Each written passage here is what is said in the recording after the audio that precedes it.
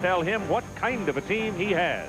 What kind of poise they have, what kind of aggressiveness they have, whether they can go out there and take the bull by the horns and make something happen.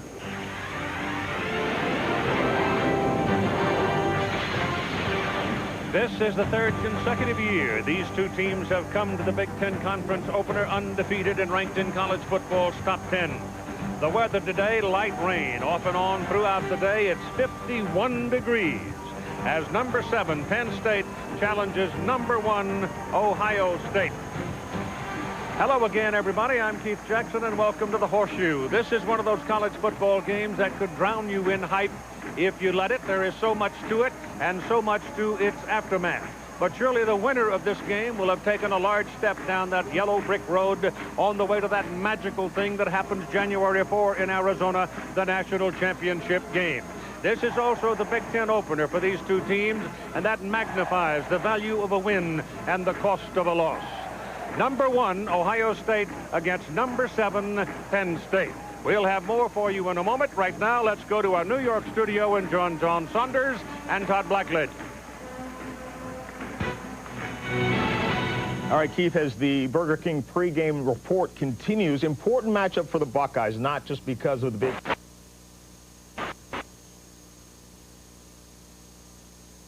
where this is a great opportunity to offer a from the Penn State side. They must play well early.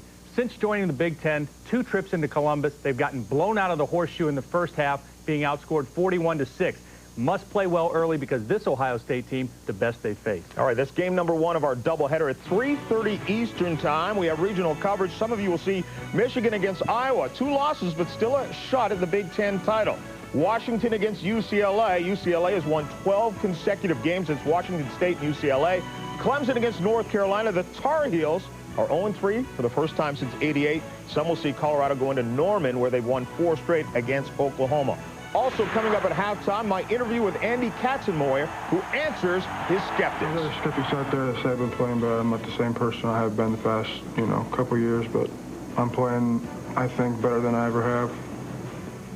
Katzenmoyer and the Buckeyes up against Penn State next after this message and a word from our ABC stations. Yeah! The Ohio State Buckeyes, number 1 in the nation. They defeated West Virginia on the road, Toledo and Missouri at home. Most everybody had them preseason number 1. And welcome back to the Horseshoe as it begins to fill up on a rainy day. Let's turn now to our analyst, Bob Greasy, his thoughts on this matchup. Well, Keith, I enjoyed talking with the coaches. Joe Paterno is the winningest active coach in Division I. 301 wins. He's been in this situation before. He's beaten the number 1 team in the nation 4 times over his career. But to beat this number 1, his quarterback, Kevin Thompson, is going to have an outstanding day. Their running game has been by committee. They have no Kajana Carter or Curtis Enos. Somebody in that running back situation has got to step forward.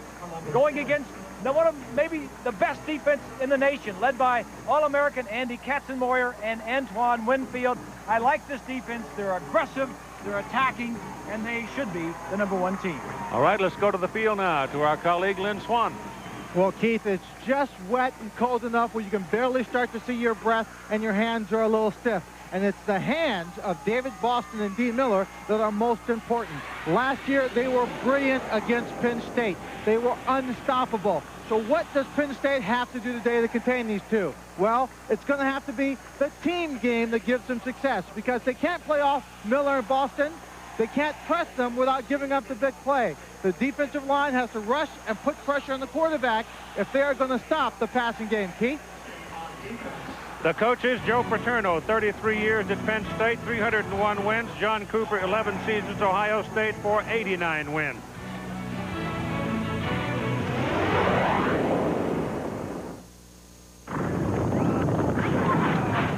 Yet in Clinton. Penn State will kick off. They won the toss. They defer to the second half. Ohio State then will have the ball first with Kenyon Rambo and Jonathan Wells. Travis Corney will kick it off for the white-clad Nittany Lions, and the game is on. From the 7-yard line, Rambo. Out across the 25 to the 27. Now Chili's starting lineup for the Ohio State Buckeyes. Tackle to tackle, major improvement. Only one senior among the top 8 in the trenches for them. Wide receivers, you have to dig deep into your thesaurus to define Boston and Miller. They will have a size advantage working in the Penn State secondary today. The backs, Michael Wiley ran for 209 yards against Missouri here 2 weeks ago. The knit lines will surely go after him, but first I think they want to get in the face of this man, quarterback Joe Germain. And they've got prime weapons Miller and Boston to the outside for the first snap. And Germain hands it away to Wiley. Wiley finds daylight on the left side of the line. He got a good block over there, and he moves the ball. Brandon Short and LeVar Arrington make the tackle for the Lions. The Penn State defense is by far the best group the Buckeyes will have seen so far this season. There are no timid souls in that group. Number 43, Brandon Short, is the leader of the linebacking corps. You might want to keep an eye on number 11, Arrington. He's becoming quite a player. And the defensive backs, we've indicated, they're a smallish group. The corners, King and Macklin, are 5'8" and 5'9". The free safety, Lee, is 5'7". And they'll be rotating new, bigger people in there today. The ball is given to Matt Keller, the fullback. And Matt Keller. And I say to you that number 23, Keller, will see the ball more today than he has in any of the previous 3 games. He just picked up a first down. That was a new play. Look, if you're an offensive coordinator, you want balance on offense. Ohio State rushing 274, passing 256. They're known for their passing, but their rushing has been outstanding so far this year. Reggie Germany checks into the lineup now for the Buckeyes. Number 80, he's a 6'2", 195-pound sophomore out of Hazelwood, Missouri, so that gives them 3. He is in there with Boston and Miller. And they go the other way with it with Keller carrying, and this time the Lions search him out and find him for a yard or so loss on the play. Anthony King coming up from a corner got him. Well, if the Lions have a chance to win this game, it's the defense that needs to set the tone for Penn State. Take a look at what they've done. They've taken the ball away 7 times. They've scored twice. They have 12 sacks and only allowed a little over 7 points per game in their first 3 ball games. The play is finally into the quarterback at 18 seconds. He's back in the huddle. Jerry Sandusky is the man who's got his eyes all over Joe Germain and the Ohio State offense. Jerry has been at Penn State 3 decades. Germain back, fakes the pass, fakes the reverse, wants to let it go. Lions won't give him a chance. Good defensive coverage downfield. Boston had no shot, and as a result, the quickness of the Penn State defense takes the quarterback down, with Short and Arrington again making the defensive play. So now it is 3rd down and long. You called it right, Hoss. It takes a while to develop the reverse, and that allowed Boston to get downfield. There's only one receiver. Watch as he's going to be double covered. Good coverage by Fox, number 4, coming back. Boston, number 9, the only receiver downfield. Good coverage. This works both ways, though. At 3rd and 14 coming up, the Buckeyes now know what Penn State's probably going to do with Boston through much of the day, and that's double it. Well, you got that right. I would too. Germain's pass to the sidelines is incomplete. Germany's over there. Germany got himself involved with the Penn State defender. So involved, as a matter of fact, he forgot to turn around and look for the ball. And the pass is incomplete. So the Buckeyes searching around for some answers in the early going, and Penn State may have gained a little confidence out of that because they now know they can fight their way through there and get some pressure on it. 2 of the best punters in the nation here today, Keith. Bruce Branch is the deep man, and Brent Bartholomew is the punter. Bartholomew in 1998 averaging just about 45.5 yards per punt. That's pretty good stuff.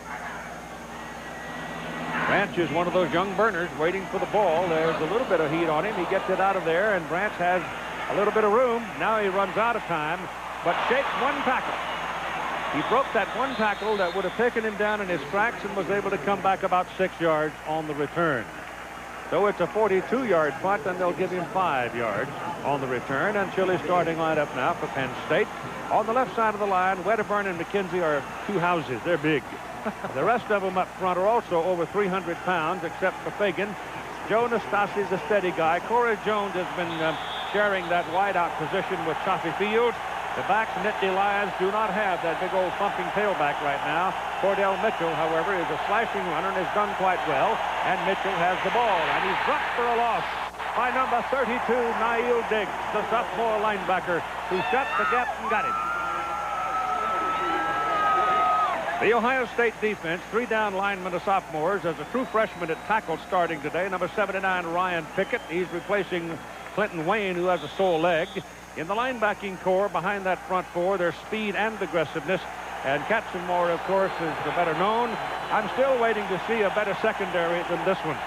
I mean, they are really good. Amen, brother. 2nd down and 15 for the Nittany Lions. And the quarterback gets it in the air. The pass is Corey Jones.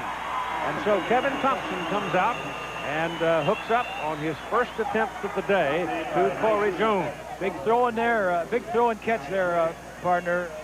Thompson, who's been a little bit shaky, completing just about 50% of his passes. The first throw of the day, the second play of the game. Fran Ganner, the offensive coordinator. Jones has not been holding on to the ball. He had to catch that one twice, but now the nerves are a little bit less. 13 yards on the play, 3rd down and 2. They go to the fullback, Ceramelli, and Ceramelli will not get the first down.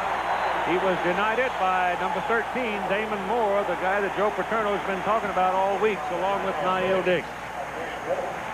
So the Lions had a 3rd and 2 and couldn't convert it, and they will have to punt.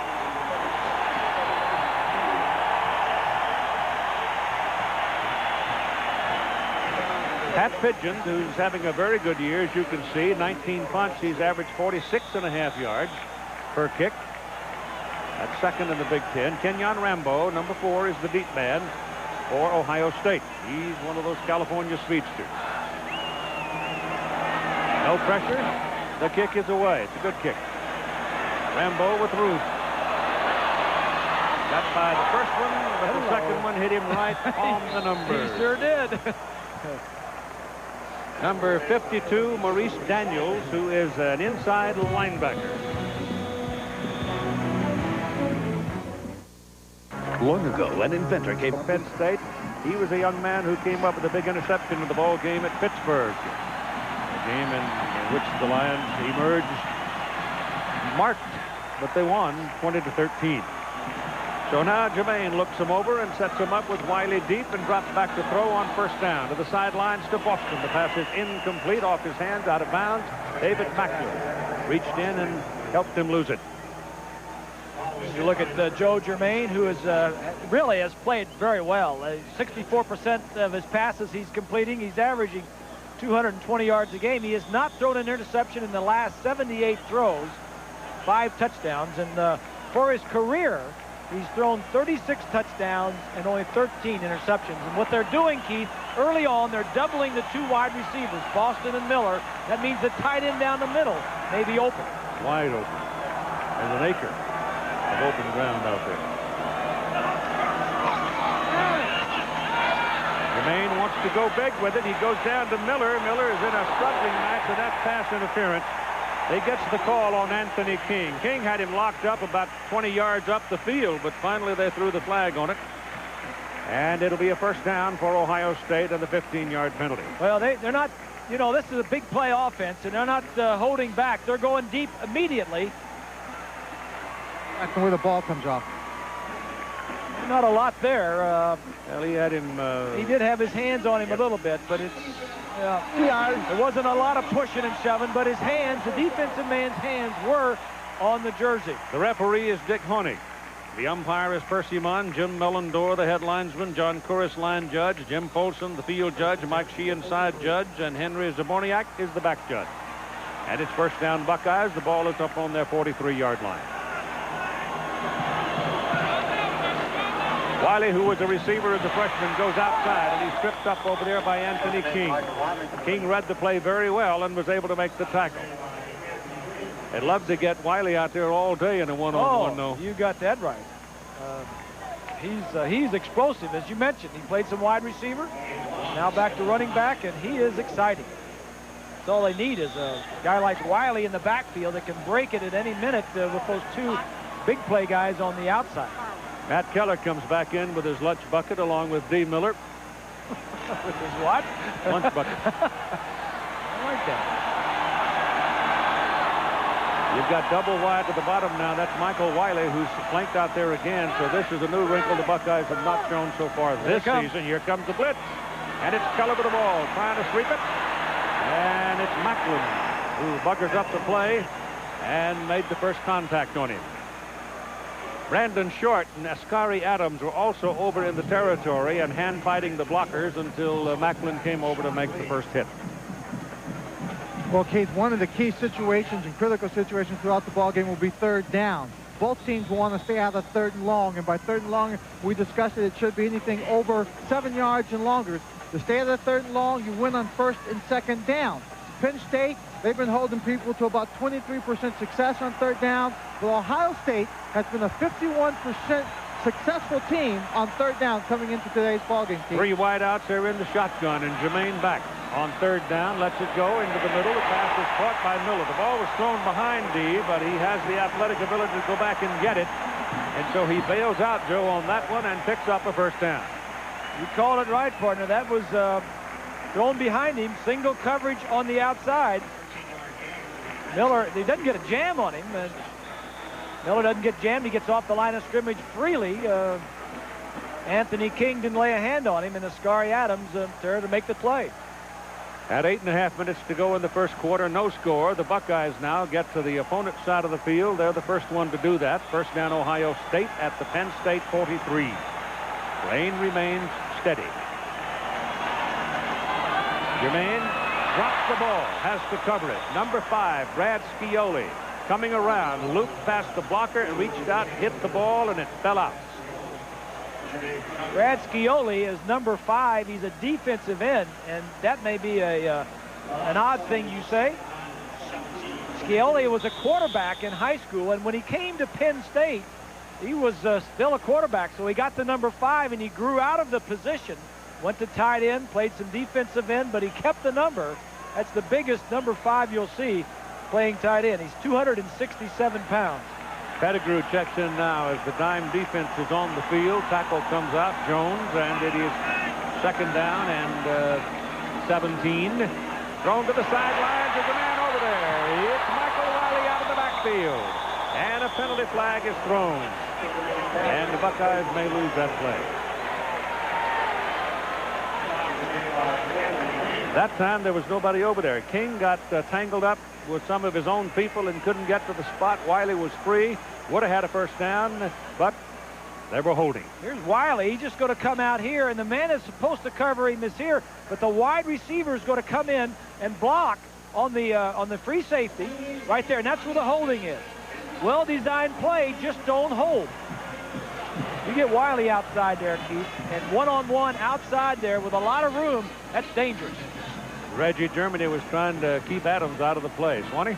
Well, Keith, that's a tough thing for a wide receiver to do, to come out and block a guy and just sustain that block for a long time. Traditionally, what they try and teach a wide receiver to do is feel when that ball carrier has the ball behind you, then throw your block, because it's just almost impossible to hold one guy for that long. It's the one area that all the wide receivers for Ohio State really have to work on, Keith. Reggie's only 19. 7-yard gain, a 10-yard penalty. It's second down and 20. And timeout called by Ohio State at 7:29 to go in a scoreless first quarter.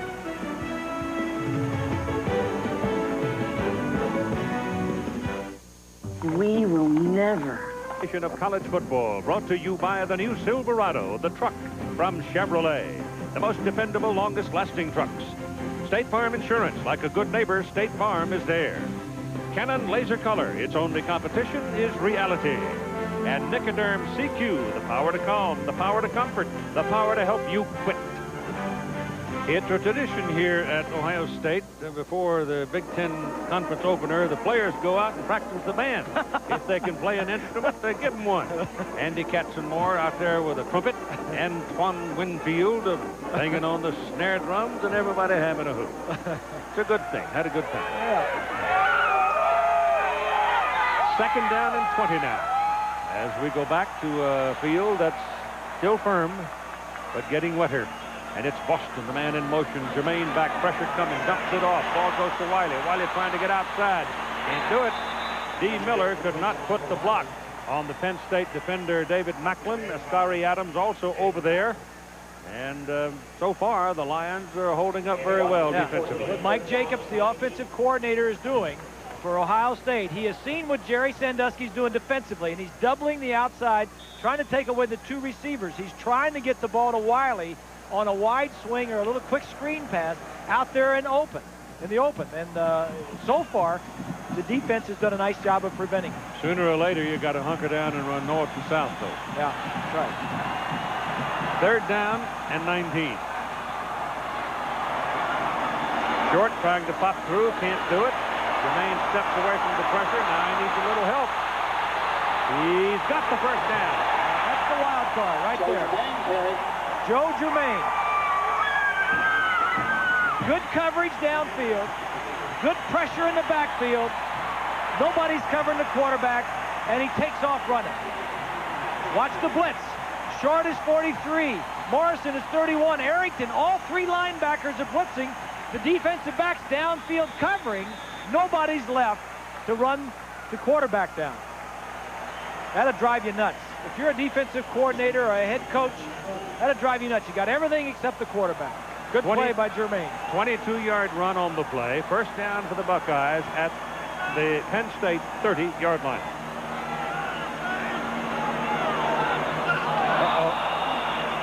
Lumpkin moved. That'll cost them 5. The tight end broke the count.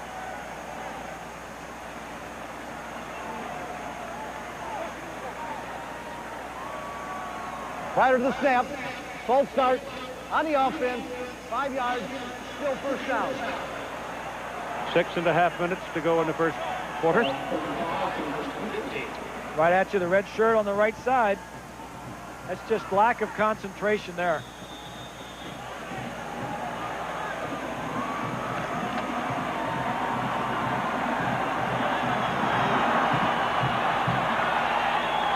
What do we call this? A light drizzle, partner? It depends on what part of the country you come from. Michael Wiley goes slashing down inside the 25-yard line, close to the 24, and it'll be 3rd down.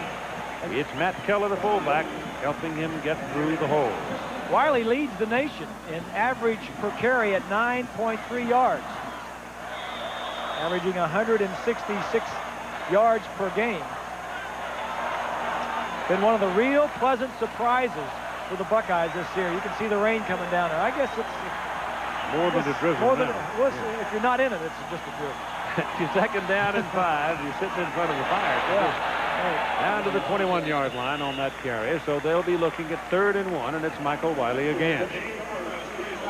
Wiley's a junior, a true junior, and has started off the season in fine fashion compared to the other great running backs that they've had around here in the past. 3 game starts. He's doing pretty well. Across his 33 seasons as head coach at Penn State, only 8 schools in the country have an edge over Joe Paterno. One of those schools is in the Big Ten, Ohio State. 3rd down and 1. He didn't keep us in suspense very long. I figured most everybody knew it. Arrington almost got caught. They get Wiley behind the line of scrimmage. It's Brandon Short, number 43. And so on 3rd and 1, they lose a couple of yards. So here comes the kicking team for the Buckeyes. Here's the linebacker right in here. Brandon Short, very active linebacker play by the Nittany Lions. It'll be a 40-yard try. The ball is going to be put down on the ground, and the ground is wet, remember, by Brent Bartholomew, the punter.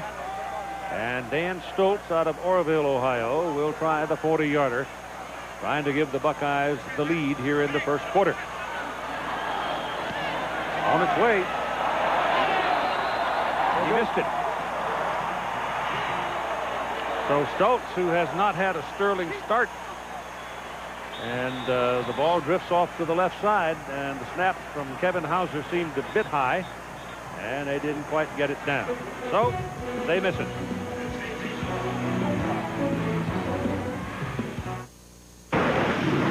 drink that made the big play when he got through to jump the quarterback on that 3rd and short. Brandon Short. And Joe Paterno's troops right now doing pretty much what they had planned. And they go to work, first down, just short of their own 23-yard line. Hand the ball off to Cordell Mitchell, who bounces outside, and there's nobody there for a long time until finally Ahmed Plummer disentangles himself from a would-be blocker and goes to the sidelines to get him. So Plummer got occupied downfield by one of the wideouts and was late getting to the sideline. Well, the run's going to come this way, but watch the block of Ceramelli right here. And the other outside defensive back, Barry's going to run himself out of the play. Ceramelli gets a nice block, and Barry just comes in too wide. Eric McCoo in the backfield now on first down for the Nittany Lions, and they're on the Ohio State side for the first time today. The ball is thrown to the outside to McCoo, a freshman out of Red Bank, New Jersey, and he'll pick up a couple of yards on the play. Sunday night, live at 8:15 Eastern on ESPN, Sunday Night Football. Seattle going to Kansas City, and that's a stop that the Seahawks have not enjoyed much success in the last decade, as they go in against Marty Schottenheimer's KC Chiefs. They're pretty tough. Kansas City's looking pretty good. Second down, and call it 8.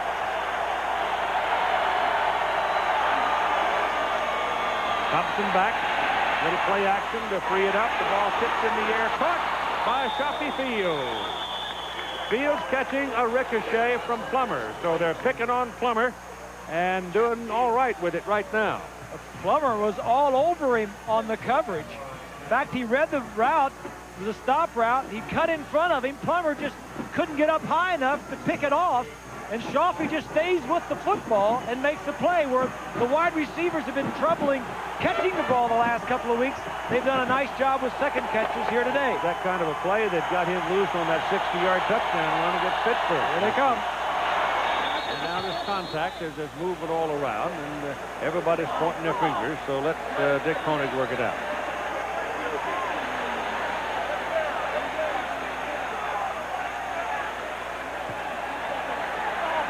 No flag, no play.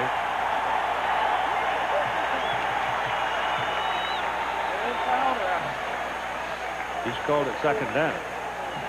Bob, Keith, I think in this kind of weather, you may see a number of plays like that.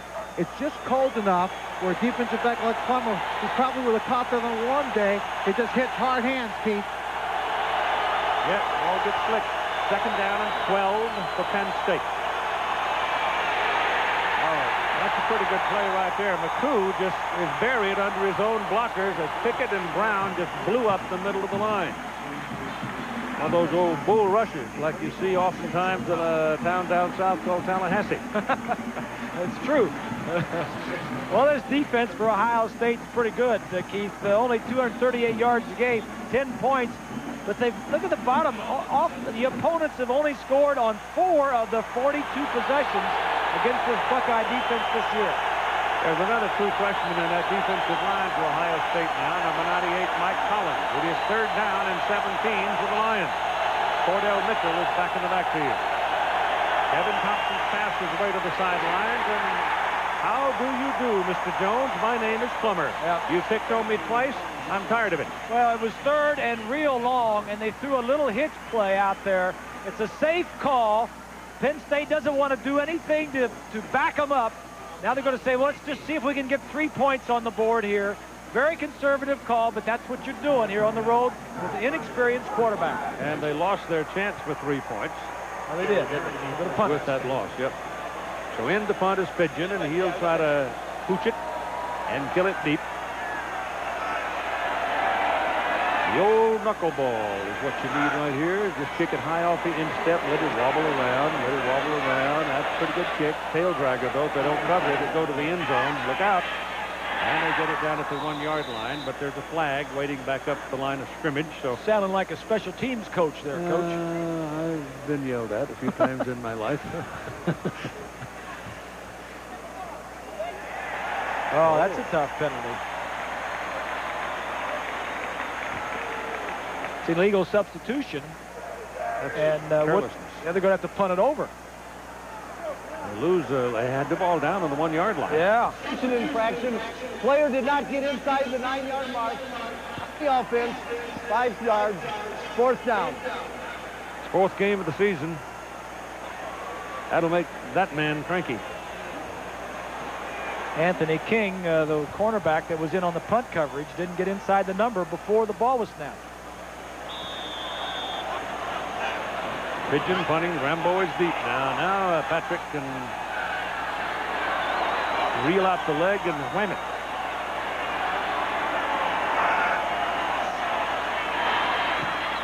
Penalty flags again. That ball is kicked into the end zone. But let's see about this flag.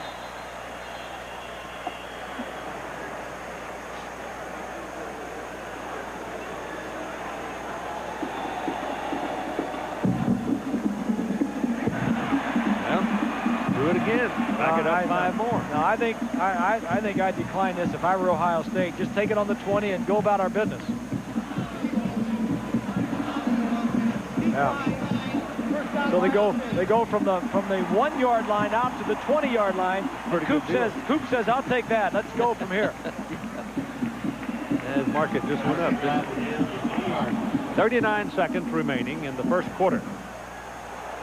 We have no score. Ohio State missed the 40-yard field goal try. Penn State manifesting something of a threat, only to wind up losing on a 3rd and long. And after a succession of punts, it's finally first down, Ohio State at the 20. Both quarterbacks are starting out the game in pretty good fashion, even though the weather was not made for throwing the football. Jermaine came into the game having hit 50 of 78 passes and no interceptions so far.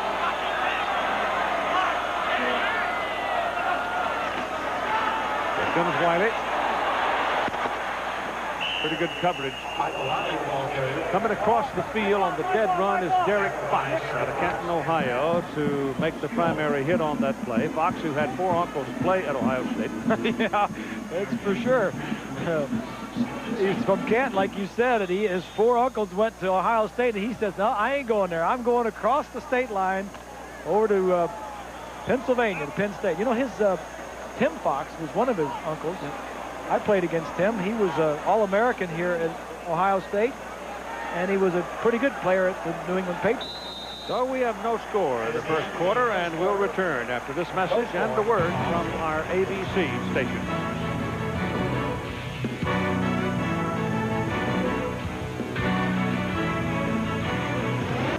Well, the sparring period is done. There was no scoring, and the sparring should have resolved some of the issues that they were considering. Now, the question is whether or not they have found the places where they want to exercise what they think is opportunity. On 2nd down and 8, swinging out to Wiley. Well, that looked a little bit like some of the stuff we saw early. Wiley disappears under 5 white shirts. That's the 4th time that they've thrown the ball to Wiley out there, and to no avail. It hasn't got anything good out of it. Ain't going to produce much, I don't think. But it's good. I like it. It's just getting your big guy out there, but nothing's happening. Here's a look at the numbers. Ohio State's had it almost twice as many plays. Look at the bottom number. A lot of tackles for losses. It means the defense is they're getting after him pretty good. Navy has jumped to a 10-0 lead over West Virginia. Oh, boy. Well, the Nitties are having a good go. Out of the shotgun, Jermaine has time. His pass is away. His man is wide open. David Boston, first down, Buckeyes at the Penn State 48-yard line.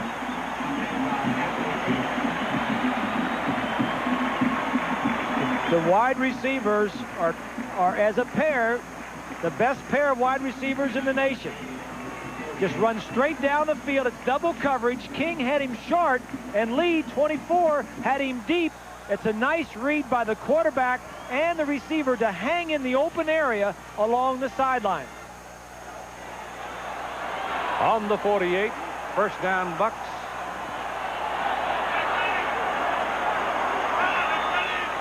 Miller's the man in motion. And Wiley has the ball. And number 40, Aaron Gatton, got him by the hind leg and stopped him after about a 3-yard, 4-yard pickup. And Bob, I have to agree with you about Jermaine. No interceptions because he does a great job reading. And once he crosses midfield, this is when he can really take advantage of the mismatch between the height of his receivers and the Penn State secondary. He can get them down there, give his boys a chance to go up in the air to make the great catch. On 2nd down and 6. Watch the tight end down the middle one of these plays. They move Lumpkin up to the top of the picture there. It's been available. Back to Wiley. Trying to run in behind Lumpkin, and LeVar Arrington just beat him to the punch and made the tackle. Arrington's been an outstanding player. Number 11, right there in the middle of all that mass of bodies. Finds his way through. He's a second-year sophomore. He was a running back in high school a couple of years ago. In fact, he was the National High School Player of the Year. He came to Penn State, and what Joe tell us last night, he says he wanted to play linebacker, didn't he? Yep. I was kidding Joe. I said, as one other one of these running backs, you moved to linebacker. He said, no. He wanted to play linebacker. Got him a warm reception, too. 3rd down and 6. Jermaine passes away down the middle. It is D. Miller who turns back into the center, makes the catch, and gets the 1st down for the Buckeyes. D. Miller is the receiver on the opposite side of Boston, and the zone coverage, that's why there's nobody running with him. Gary Sandusky's going to try and mix up his coverages, and he's done a nice job of it. This team, Buckeyes, this offense is explosive, Keith, and to hold them without any points for almost a quarter and a half is pretty good. On the Penn State 30, 1st down. Jermaine hands it to Wiley, and coming from the outside is Scully, and he took him right down, and they're going to deny fumble, I think. Well, I think it was a fumble, but I think Murphy, 56, was on it. Scioli came in there like a rocket. Yeah, you're right, it did. Ball came out, and Murphy got it. Wiley has had a problem in the past of fumbling. That's only his 2nd fumble this year, but last year he had a problem with that. So it's 2nd down and 10. Jermaine back. Good protection, goes underneath, and Wiley dropped the ball. Well, Wiley has had nothing but success this year throughout the season.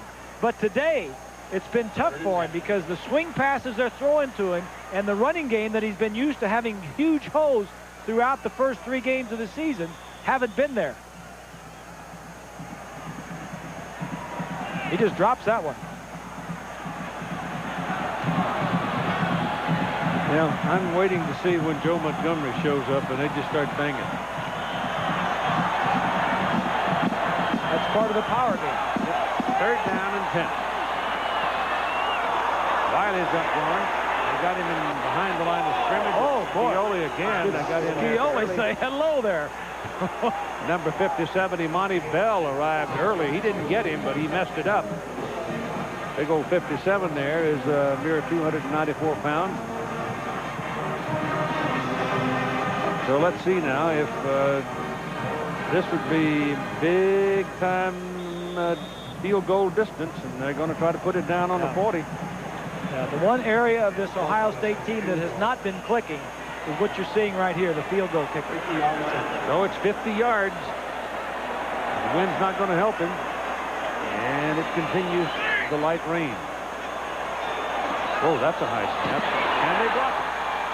And it's picked up by the Nittany Lions. King has it, and they throw him out of bounds up around the 47-yard line. David Macklin was the man that came in and got a piece of it, and it was a mess. Yeah. Well, the snap was high and threw off the timing. Watch the snap. Bartholomew, the punter. Yeah, it was a high snap, threw off the timing of the kicker, and just enough time to allow Macklin. Joe said last night, we need some breaks in the kicking game. He's thinking about getting one for a touchdown. A champion's pedigree. We are outside. He comes around. Now, the reason he has enough time to get there is the snap is high. Normally, he wouldn't have time to get there, but with a high snap, Stoltz hesitated, and Coop's not happy. So the ball's too high. The snap's way up here. All right, they get good field position out of it, and here comes possibly an emotional lift. Aaron Harris is in the ball game for Penn State. Number 25. He's the fellow who broke that 51-yard run that won that game for him over there last year. And Thompson's pass is away down the middle. It is incomplete, intended for Nastasi. Joe Nastasi running with Antoine Winfield, and Winfield's going to win that most of the time. Well, that's exactly what Penn State wants, though. They want one-on-one down the field with their best receiver. This ball could have been caught. Maybe should have been caught. Nastasi right there with one of the best defensive backs in the country. But Penn State's offense in their passing game is not elaborate. But that type of one-on-one is what they want. Second down and 10 from their own 47-yard line. Handed off to Cordell Mitchell. And Niall Diggs rides him down. Oh, that cowboy.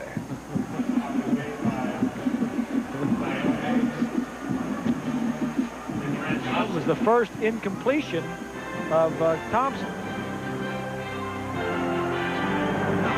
Michigan, Iowa among the games that will continue our college football doubleheader. Colorado, Oklahoma, Clemson, North Carolina, Washington State, UCLA. Check your local listings or call your cable or satellite company if you'd like pay-per-view. See what they've got.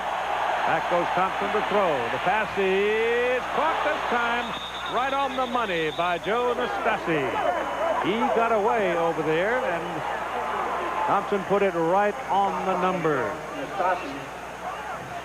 Well, you're not going to catch too many on Antoine Winfield.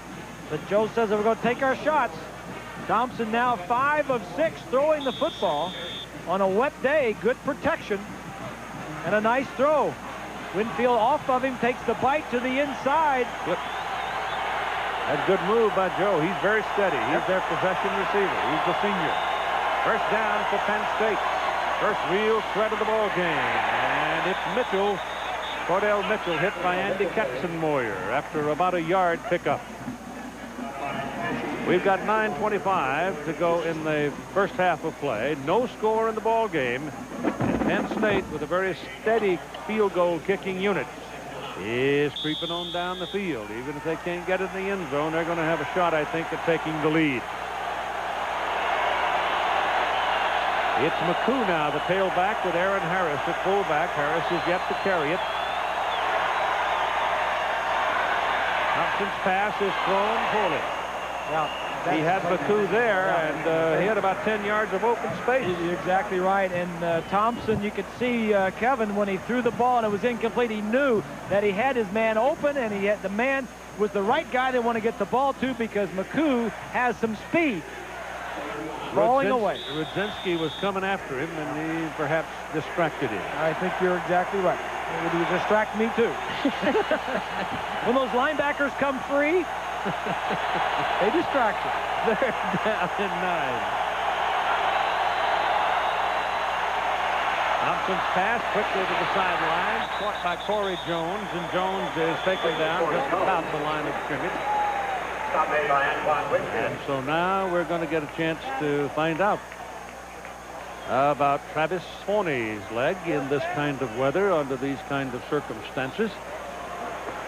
No score with 8:35 to go and counting in the first half.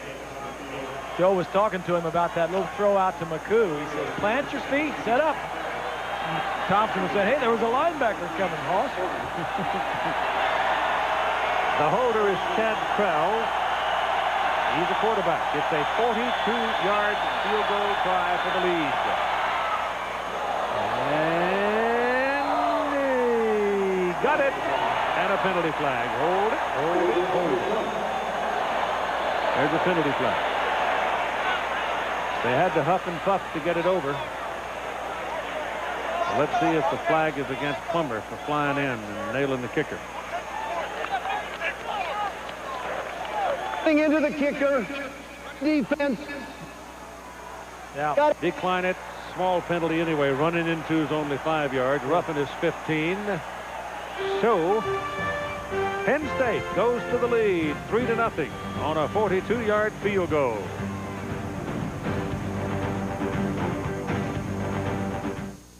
Sports presentation of college football brought to you by Jeep, maker of the Jeep Grand Cherokee, and Wrangler.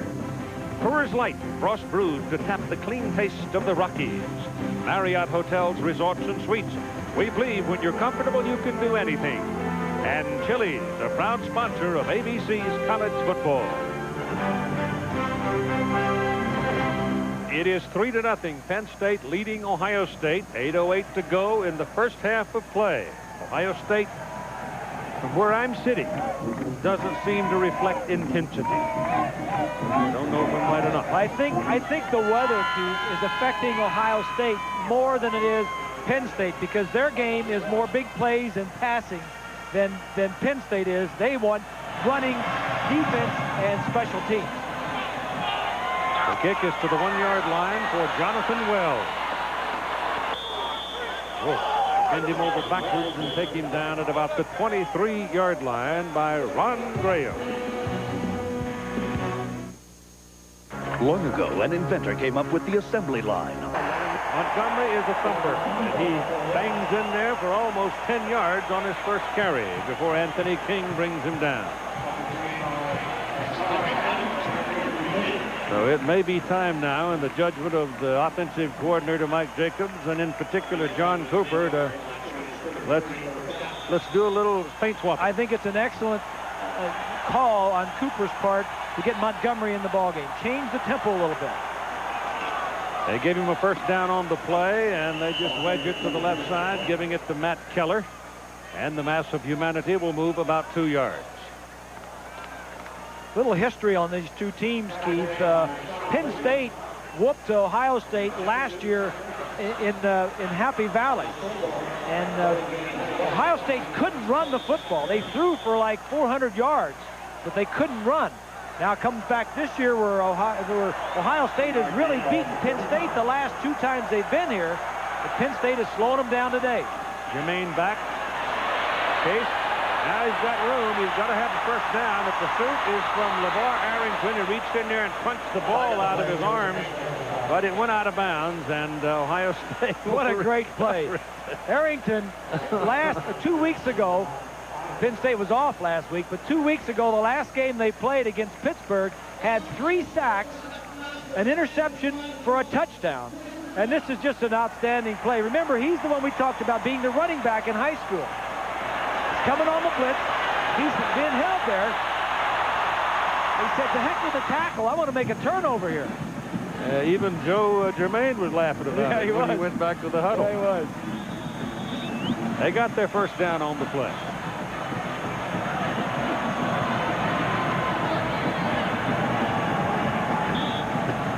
Michael Wiley is back in the backfield now for the Buckeyes. Jermaine has run 4 times today and picked up 28 yards. He's the leading rusher for Ohio State. What does that tell you? Something's askew. That's what it is. Something working. Well, the Penn State defense is working very well. Now they got Wiley going outside again. Back to the throw and catch stuff. And that ball is thrown way back behind Wiley. Wiley had turned upfield and actually had broken free. But Jermaine by then had committed himself and couldn't reel it in. Now time for the Aflac trivia question. The question is, who was? Which was the last, boy, I'm telling you, we're going to have English lessons around here. Which was the last #1 ranked team that Penn State defeated, and in what year?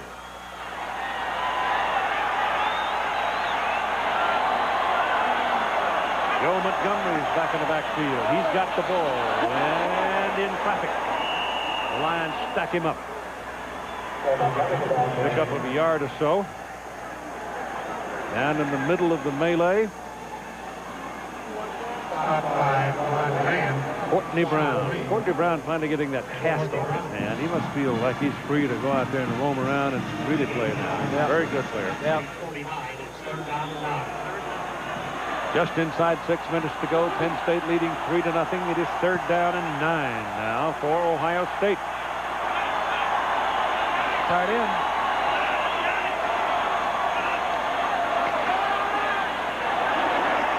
Throw it to Montgomery. 2 guys over there. 3, 4, and the 4th one got him.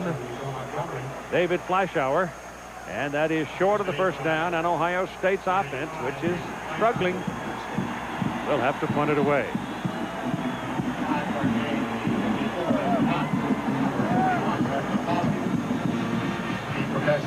I still think you just got to square up and play smash mouth football. Yeah, well, this defense is pretty good defense, Keith. They're not,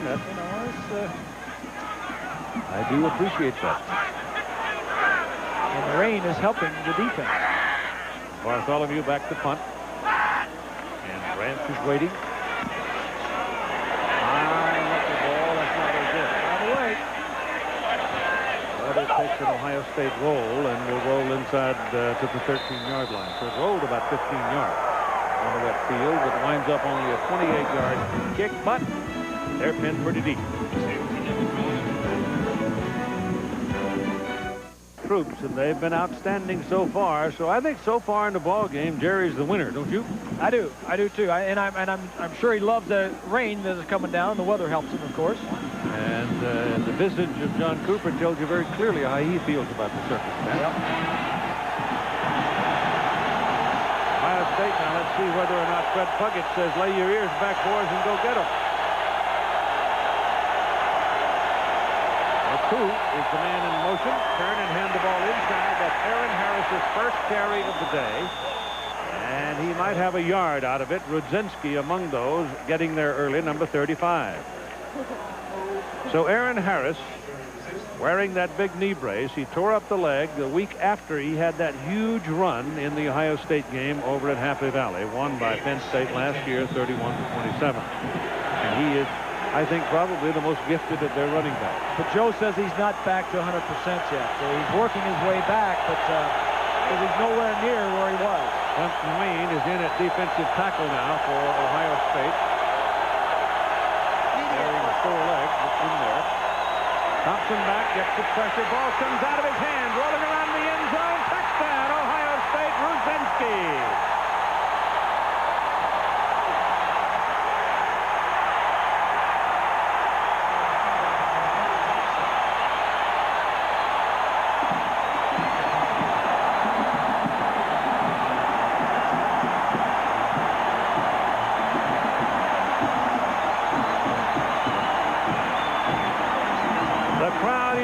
Joyously, looking a lot like a forest to the north with all the colors from the poncho. Yeah, you're right.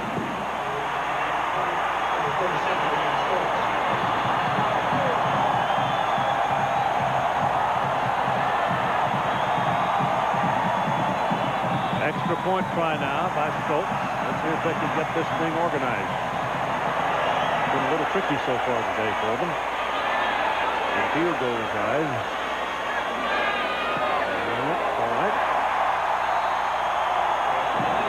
3:55 to go in the first half of the Buckeyes. Get a break. They lead 7-3. It's a defensive day, Keith. It's a rainy, cold, raw day. Play action pass. The quarterback wants to come out this way, but Rudzinski is blitzing untouched. The ball will slip out of his hands. Quarterback surprised right there, tries to throw it quickly. The ball slips out, and the defense gets the first touchdown. No question that that's a fumble and not an incomplete pass. That ball just slips out of his hand.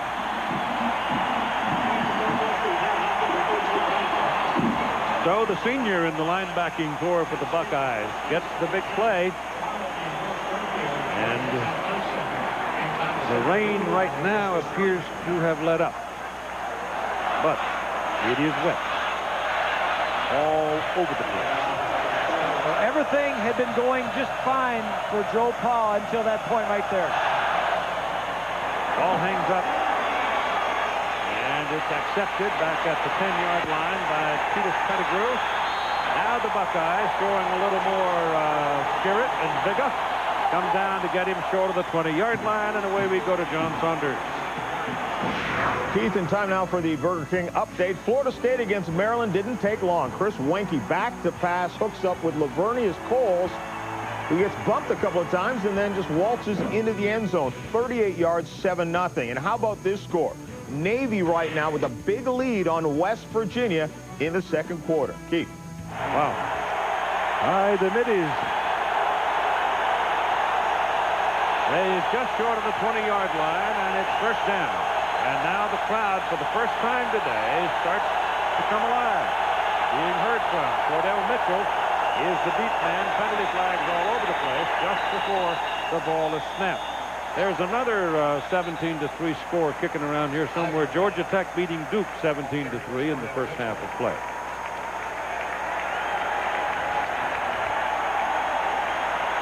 Prior to the snap, full start on the offense. 5 yards, still first down. There's no option. They'll impose the 5-yard penalty. Earlier, we asked you the Aflac trivia question, which was the last #1 team Penn State defeated and in what year? It was Notre Dame. Notre Dame beaten by Penn State. The Irish were #1 in the country. Penn State number 18. It was in 1990, November 17. Craig Fyack kicked the field goal to beat the Irish. And they frolicked well into the night in happiness. Yes, they did.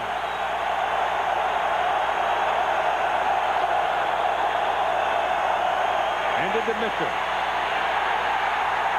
Buckeye defense now cranked up.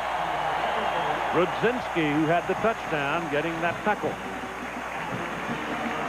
I wish Joe would wear a hat. Sue'd be a lot happier. Here are the other three teams that Joe beat during his career when they were ranked. The other team was ranked #1.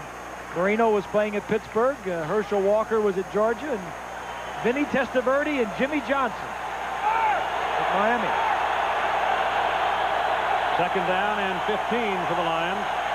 Buckeyes leading 7-3. Thompson back over the middle it goes, and it is caught by Concho Brown. Well, Ohio State hasn't thrown to its tight end yet, but the Lions just did, and big old Concho Brown hauled it in. Yeah, Franny Ganner, the offensive coordinator. And this is a big throw for Kevin Thompson. Tight end right here, going to go straight up the middle. Last time Thompson tried to throw it, slipped out of his hand, but he's back in the groove. It's a tough thing for a quarterback to overcome. He makes a big mistake. Not only does it's a turnover, but it costs just 7 points. Ball out on the 33-yard line now after the first down. Ball is handed away to Mitchell. Life became a little more hazardous all of a sudden down in the trenches.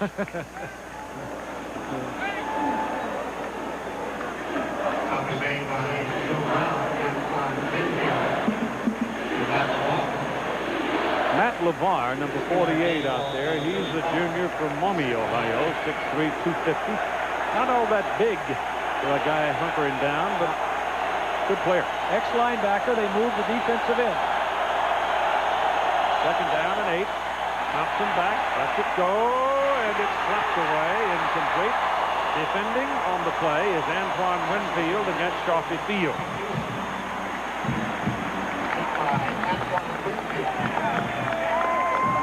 There's your coverage, single coverage. Winfield, number 11. Winfield's going to eat this up. Watch him see he breaks. He comes inside, knocks the ball away. They don't complete many passes on Antoine Winfield. And Bob, I don't think anyone's going to beat Antoine Winfield with a single move. You need to have a double move, a triple move, and a little hokey-doke all thrown in there. Yeah, with a wet field, I don't think there are going to be many of those. Third and 8. Brown in motion. Run it with Mitchell. Stop it with Damon Moore. Fourth down and 8.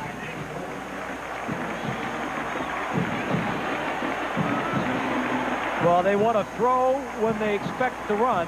And if they're expecting pass on 3rd and 7 or 3rd and 8, we don't want to throw the football. We're going to run it. So, with 2 minutes to play now, Ohio State has called the timeout because they're going to get the ball, and they didn't want Penn State to stand over there and count merrily away while 25 seconds disappeared. So they stopped it with a timeout. 7-3. The Buckeyes are leading.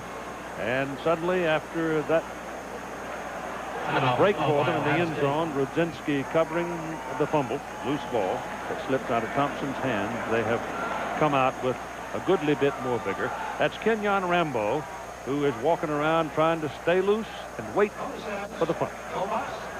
You're on a two-week game and forget about the hassles of driving and parking. Now we'll look at this week's Marriott moment. Number 7, Ohio State last year win into Penn State's Happy Valley against number 2.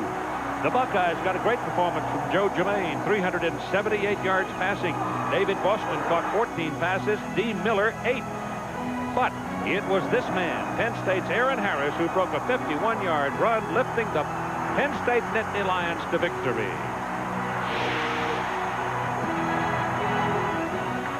That was last year. John Cooper, always gracious, isn't he? The victory or defeat.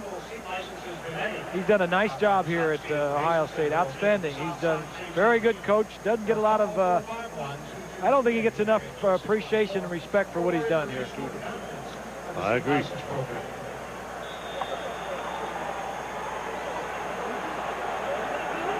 Now, Coop did tell us yesterday that they had a punt block on. Doesn't look like they're going to do it here, though. No, they double up on the cover man down on both sides of the field now. They got a return on. Got a return on, trying to give Rambo a little room. Put 2 guys on those speedsters now, and the hot man coming down the field. One of them got loose. Rambo's looking at him. Now he's going to outrun him. Get around the corner. Scary Adams. He got some room. And he's out of bounds to stop the clock up at midfield. So Scary Adams was the hot man coming down, but he got away from him. And it's first down for Ohio State. Now, here's John and Todd. Well, Keith, coming up on Valvoline Halftime 98, my conversation with Andy Katzenmoyer, who talks about his troubled offseason. No matter what I do, there's always going to be somebody paying attention, looking over my shoulder, and judging me on my decisions. You know, Keith and Bob haven't had to call the Big Cat's name too much, but you know he's out there. He's a big play waiting to happen. All right, that and the scores and highlights all coming up on Valvoline Halftime 98. Keith. All right, John, the ball is on the 49-yard line for this snap. Joe Germain rolling out, trying to buy a little time. Steele is after him. The pass is away. The man's there down on the 35-yard line. D. Miller burst down. Buckeyes.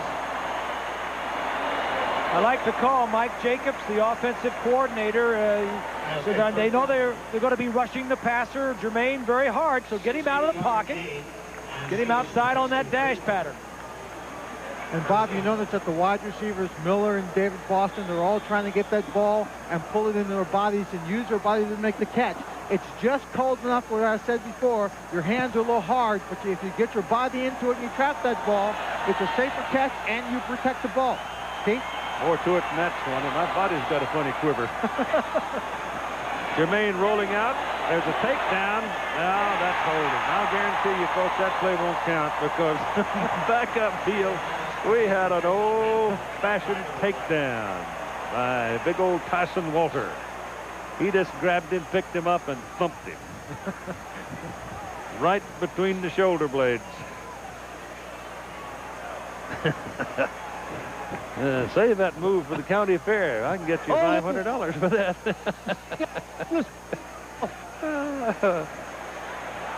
He wasn't going to let him get anywhere near his quarterback. Well, the quarterback was rolling out toward Walter on that time, and he just... I think John's not happy with the call. So the guy fell down. My guy fell on top of him. He can fall on top of him. 18-yard penalty. First down and 28 now. With a minute and a half to go. Germain back. Section's good. Pass is complete. D. Miller. Miller still going. Still going. Oh, he's something. Down to the 33-yard line on the play. Sounded like you were selling batteries. He's going. He's still going. All he needed was a snare drum, and he might have scored. Macklin misses the tackle, and Miller just keeps going. Second down and 8. Germain's pass is slapped down at the line of scrimmage. LeVar Arrington knocked it down. Great leaper, Arrington. You've got to get it up over him. He'll go get it. So it's going to be third down and 8 now for the Buckeyes. They lead 7-3. Here's what we've been talking about, Keith. Tight end down the middle, and he was open that time. He had coverage by a linebacker, but that's been there most of the afternoon.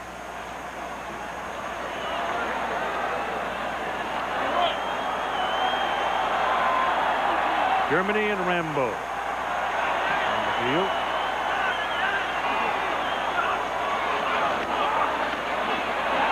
Underneath. Oh my goodness, that's almost intercepted by Fleischauer. David Fleischauer, the tackle, stood up and hit him right in the chest. Matt Keller might have been the man they were looking for. Behind the defense, Fleischauer, 95, doesn't get much of a pass rush, and he just happens to get in the way of the back coming out of the backfield. So it is 4th and 8, and they're going. And I think this is good. It's too long for a field goal. You don't want to punt it. It's near the end of the half. He's got one of the best defenses in the country. If you don't make it, you're going to stop him. 50 seconds to play. 5-0. On the 33. 4th and 8.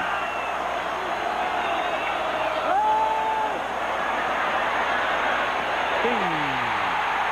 Bullock. D. Miller.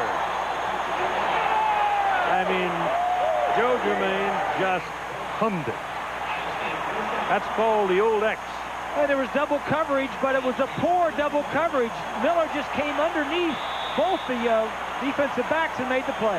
And on first down, Germain goes down the middle for the tight end, and he didn't hold it. Incomplete forward pass. Lumpkin had it right at the goal line, and it's squirted out. Well, this is what we've been talking about all first half. Here's the defensive back here. He's going to double on the outside. These two guys over here, and the tight end is going to be open right down the middle of the field. The two safeties split and go to the outside. The tight end right up the chute. 2nd and 10. He took a pretty good lick. Fox does a nice job of coming back off of doubling the outside and getting a hit on the tight end. That's just good defensive play. Big John almost reeled it in. He's 6'8", 260, senior from Dayton. It's 2nd down and 10 with 35 seconds to play.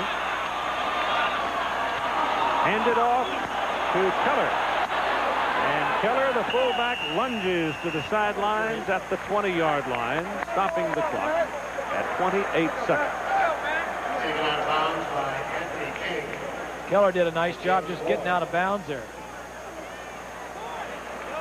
He's a good football player. He is. He went to Cincinnati Moeller with Rob Murphy, the starting left guard. It is 3rd and 8 now. Buckeyes are milking a lot out of this last 2 minutes, aren't they? Haven't scored yet, though. Miller's back out there. Germain looks down the middle, goes to Wiley. Touchdown.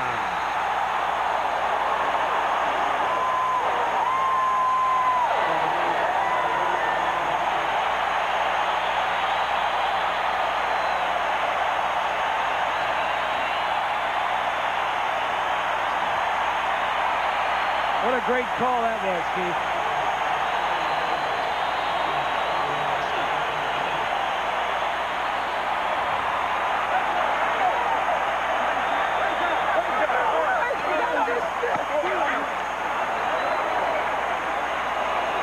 Wiley's run 9 times for 23 yards, caught 5 passes for 31 and a touchdown. And here's Dan Stokes for the extra point. And on a cold, rainy day, it's 14-3, Ohio State in Columbus. Great call. The safeties are going to double on the outside on the wide receivers. They tried earlier in this drive to get the tight end down the middle. That didn't work, so they go the other side to the halfback, and they get the halfback down the middle. Now, the halfback's got to have some speed. He puts a little move, goes right down the middle, and splits the safeties. Safeties split to the outside. They're looking to the tight end to get down the middle. You saw 43 short looking for the tight end, but they beat Arrington, number 11. Nice throw and catch. Well, Bob, this is where the experience of being a wide receiver for Michael Wiley comes in so handy. So often you get a good running back, you have to teach him how to be some kind of receiver. For Michael Wiley, it's just reverse. Every time he's in the backfield, he has the potential of being the third wide and true wide receiver for the Ohio State Buckeyes. Good point. 23 seconds remaining now as Ohio State will kick off. Through the Lions. Ball lifted up. And it's taken at the 12 by Pettigrew. And the Buckeyes take care of Pettis at the 22-yard line. Jermaine now 12 of 19. The offense kicking in a little bit. Wiley's caught 5. And Miller's got 5. Yeah, the whole tempo of the ball game and the energy of Ohio State picked up after that fumbled recovery in the end zone. Exactly. Everyone. David Boston has 1 reception. There's that fourth down completion. Fourth down completion. Yeah, like you said, that drive took forever. They'll run it with Mitchell coming up the middle, and they apparently are willing to go to the clubhouse. They're going to put that ball up and give the Buckeyes a chance to handle it that close to their goal line. And once the chains are put down, the clock will go again with 12 seconds. So they'll have 1 more. Joe's ready to take it to the house. Yep, he's ready to go in and have a little visit. Have a little chicken soup, a little broth, and warm up and talk about it. Well, I thought Penn State held up very well. Ohio State did get one late to lead 14-3 at halftime, and here's John Saunders. All right, Keith, thanks a lot. And Todd, as you watch the first half, really the difference is the guy calling the signals. Yeah, Joe Germain in the last 2 minutes, that's the difference between a solid quarterback, an experienced quarterback, and a young quarterback. Penn State tried to protect theirs, go in with the small deficit. They gave the ball to Joe Germain at the end, took him right down for a big touchdown. All right, stick around. Valvoline halftime 98 after this message and a word from our ABC stations. Come, let's get right to the scores and highlights. In the SEC, Alabama last week in a loss to Arkansas did not get a first down passing the football. Today, facing Florida, who you know is going to throw it all over the place. Doug Johnson in it this time. Travis McGriff gets it down to the Alabama 10-yard line. It leads to a field goal. And Doug Johnson, the guy in, was moving the ball nicely. Well, he threw 5 touchdown passes last week against Kentucky. Here he gets a little greedy, picked off by Fernando Bryant. Alabama playing much better this week at home. And look at the Florida offense held to 6 points right now. San Jose State against Virginia. How'd you like to be San Jose State? It's homecoming at Virginia. Yeah, well, it's homecoming this week. The next 2 times San Jose State goes on the road, homecoming too. Right now, giving Virginia all they can handle. And James Hodgson with a 2-yard touchdown run in that game. Florida State against Maryland in the ACC. Chris Wenke, since that 6-interception game, 50 consecutive passes without having 1 picked. And this one adds to that streak as he hooks up with Lavernius Coles. A lot of confidence throwing that ball to Coles. Nobody on the Noles has turned the ball over. Turnover-free since that loss to North Carolina State. Wisconsin ranked number 13, but Todd, really, they haven't played anyone. No, they have not played a very tough schedule. Right now, Indiana playing very well at home. Ron Dane, they're containing him, only 32 yards. And Antoine Randall L., a very talented quarterback, giving Wisconsin some trouble on defense. Navy jumped out to a lead over West Virginia, but West Virginia has come back. Mark Bolger with 2 touchdown passes there. And as you can see, Steve Hawley, 4 of 6 for 105 yards. But this one right now even at 17 apiece. Texas A&M, a team that has impressed us this year. Texas A&M has played great defense all year. They're trying to get a little more going on offense. New quarterback in, McCown's in today. But Dante Hall doing it on the ground, 98 yards and a couple touchdowns. Joe Hamilton with 2 touchdown passes as Georgia Tech leads Duke 24-6. Miami against Rutgers. Edgerrin James has a touchdown run there, but it's just a 6-3 game. Illinois and Northwestern, the state of college football and the state of Illinois, not real good right now. Not very good. Not a lot of points scored by either of those teams this year so far. 7-3 at the half. Illinois trying to break a lot of losing streaks they have going right now. Michigan State at 1-3 on the season and trailing Central Michigan a couple of years ago. Central Miss won back-to-back games against them. Michigan State coming in, giving up well over 400 yards a game total defense, so that's not the kind of defense they're used to playing in East Lansing. All right, stick around. When we come back, we're going to hear from Andy Katzenmoyer. A lot of people have taken shots at this guy. Some say it's just, some say not. Just the same, he knows he lives in a fishbowl. People expect me to say the right thing,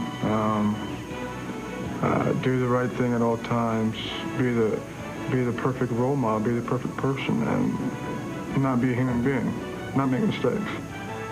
Katzenmore's team hasn't made too many mistakes today. Jerry Rodzinski here with a nice move, knocks the ball to the end zone, falls on it for the touchdown. Stick around, back in a moment.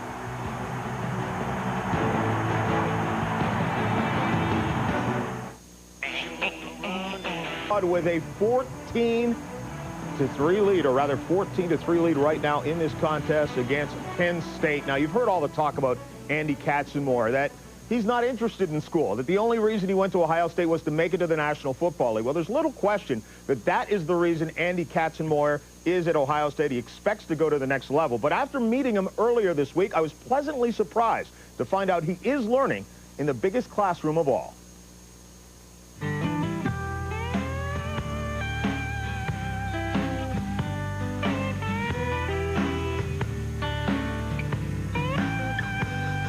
A lot of people pointed the finger and basically said that Andy Katzenmore is at Ohio State so he can become a professional. How do you address that? I mean, there are a lot of players that come out of Ohio State to play in the NFL. It's a, you know, it's a great place to come, refine your skills, but I'm here to get education, have fun, play football, and if I can go on, you know, of course I will. During that time period, to think that all these people are talking about the courses you're taking, whether or not they are up to snuff, whether or not you're actually here because you want to go to school or because you want to play football. What was it like to handle that at the time? Very difficult. It was to wake up every day and read the paper and see who was bashing you that day, or why they felt that I was dumb. You know, I had rough times in the winter. I fell off track, and I paid for that in the summer. And, you know, I've learned my lesson from that. It's my own fault. There's nothing I can do about it, but... You had to go through what you've termed yourself an embarrassing incident last winter with the DWI and being underage and that. Talk about how hard was that for your parents, do you think? Very hard. After the fact, after it happened, seeing their faces, I was very embarrassed. When you are in your position now, you have to look at it two ways. You know that, yes, it's illegal for me to do this, this, and this, but you also have to know that it's also just not smart because of who I am. Right. Is that a lesson, too? Oh, very much. I've always wanted myself to be a Joe Schmo off the field, and through that I learned that I can't be. How tough is that? How tough is it to be Andy Katzenmore in Columbus, Ohio? It's really challenging at times. I mean, I don't go out to eat much. I basically don't do anything. I come to practice, go to class, and go home.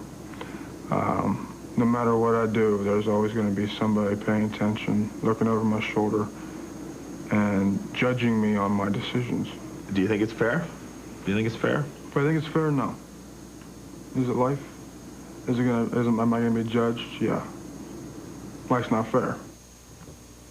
Todd, I really got the impression that this guy has learned from the mistakes he made. But keep this in mind, as a youngster, he was bigger than everyone else. He was teased, would come home crying to his mother. Because of that, I think he became shy and introverted and geared into football. As for the NFL, well, he definitely wants to go to the National Football League, and everyone, including myself, thinks that he'll do it at the end of this year, but he says he hasn't made up his mind yet. Yeah, Joe, I don't think the kid's a bad kid in any way. I just think his vision is a little too narrow. I've never thought it was the best policy to always put all your eggs in one basket, in this case, a lucrative career in the NFL. But make no mistake about it, this guy is a phenomenal athlete and player. Very rare to have the combination of speed and strength and power, plus the football instincts that this guy has. And, John, a smart thing he did this year, he lost 25 pounds from last year. He's a much quicker, much better football player this year. All right, Katzenmore's squad is up 14-3. Second half still to come. And the second half of our doubleheader comes your way as well. We'll stay in the Big Ten, where Michigan now starting to make a move. Well, they're starting to play better run defense. The first two games, they gave up over 200 yards rushing to Notre Dame and Syracuse, both losses. The last 2 weeks, they've held their opponents to under 100 yards. Not coincidentally, they've won both those games. Better run defense. Some of you will see UCLA against Washington State. UCLA's won 12 in a row. Last Pac-10 team to get them, Washington State. Yeah, and that game kept them out of the Rose Bowl, and it was a 4th and 1 on the goal line. Jermaine Lewis was in for a tired Skip Hicks. He was stopped on this play, but he hasn't been stopped much this year. 6 times he's found the end zone, one of the real explosive weapons that UCLA has on offense. In the ACC, it's hard to believe that Clemson and North Carolina on a downturn. Carl Torbush hasn't won a game yet at North Carolina, but he gets his quarterback, Oscar Davenport, back from a knee injury.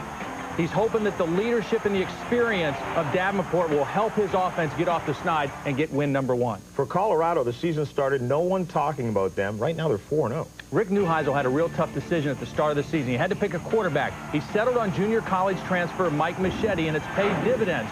The Buffs are 4-0. He's given them great leadership. The big key now is keeping Machete healthy. The last 2 games, he's actually finished on the sidelines because of some nagging injuries. He's got to stay healthy. All right, check local listings for the game you will see in your area. It's a very big doubleheader weekend here Saturday on ABC's college football. Right now, Ohio State has the lead. Jermaine hooks up with his back. Wiley out of the backfield for the touchdown. 14-3 Buckeyes.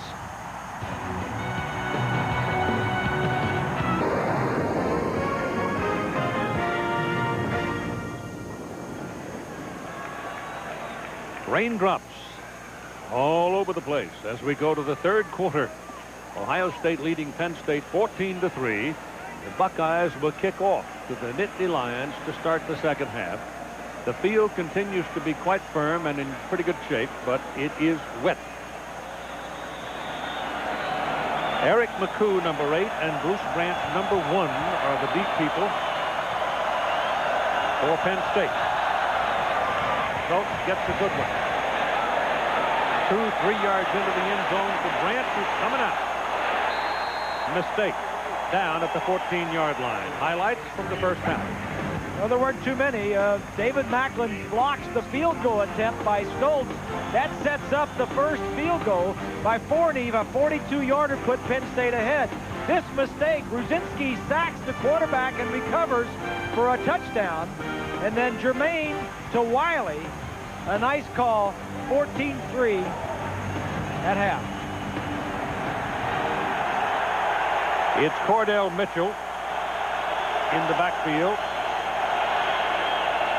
And Ceramelli, it's Ceramelli on the first carry from the 15-yard line, and he'll wedge it up for about 4 yards. Now a look at the Morgan Stanley Dean Witter first half stats. The turnover by Penn State we just showed you led to 7 points by Ohio State. Look at the numbers for Penn State. Not much there if you're an offensive-minded person. If you like defense, it's pretty good defense for Ohio State. Ohio State with over 200 yards at half. They're averaging over 500 yards per game. Kevin Thompson back to throw it, swings it out to Mitchell, and Mitchell is swept down behind the line of scrimmage by Andy Katzenmoyer. Pretty hard to go east and west against Katzenmoyer. Yeah, he can run sideways, Keith. Andy Katzenmoyer, I think only 1 tackle in the first half. Here's Katzenmoyer. The play's going to go out here, and he's just going to draw a bead on the tailback on this wide swing pass. He can make that play. A lot of coaches say they like to run right at him, even though he's so big, because he runs from sideline to sideline so well. So it is 3rd and 8.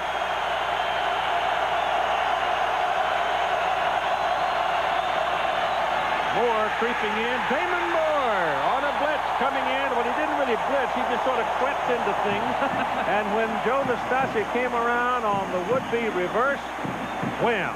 He saw that. Fell. He saw that whole thing coming. Damon Moore. The reverse. Moore sees it coming. I want to thank you very much. He doesn't get a lot of attention with Antoine Winfield in that secondary, but he's got to be one of the best safeties in the country. He's the guy that Joe Paterno talked about all week long. Yep.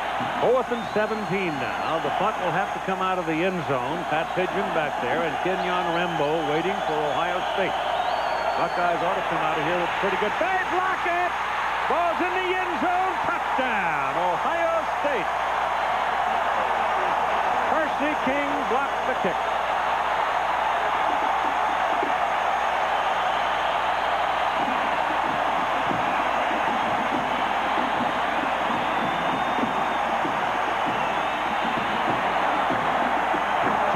Calls the punt teams his score team. He feels like if you're going after a punt, that's a great opportunity to score either on a punt return or a punt block.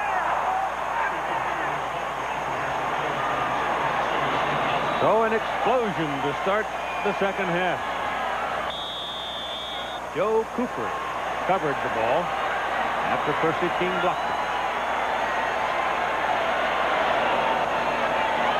And the kick is good. And it's 21-3, just like that.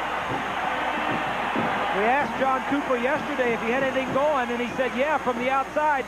These guys are all going to turn to the outside. Percy King is on the inside. He's going to have a path to the kicker. Everybody turns away from him, and he's got an alley to the punter.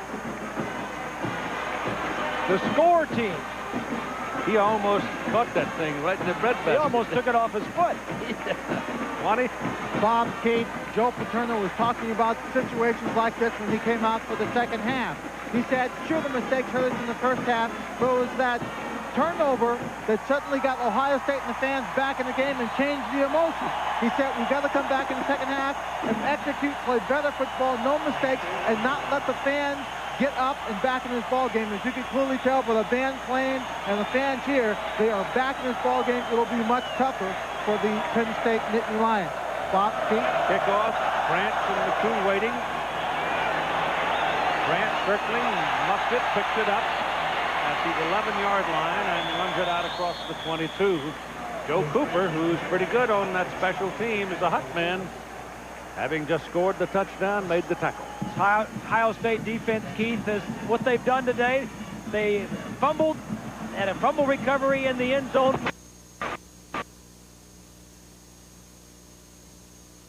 They've done pretty well also. This defense came in ranked number 9 in the nation in total defense, and they're going to move up from there if they continue playing the way they're playing here today. Aaron Harris is at fullback. Cordell Mitchell is behind him as the deep back. Funko Brown is in motion. Give it to Mitchell. And Mitchell gets away from 1, 2. And nice run by Cordell Mitchell before he's finally pushed out by Plummer. And it's up across the 40 to the 42. First down for the Lions. Well, Joe told us last night, Keith, when we met with him, that he needed something good to happen on the special teams, a kicking game. He wanted to get a punt return or a kickoff return, maybe a block punt for a touchdown for his side. He wasn't thinking about the other side getting one. Now they've gotten 2 defensive scores against his offense.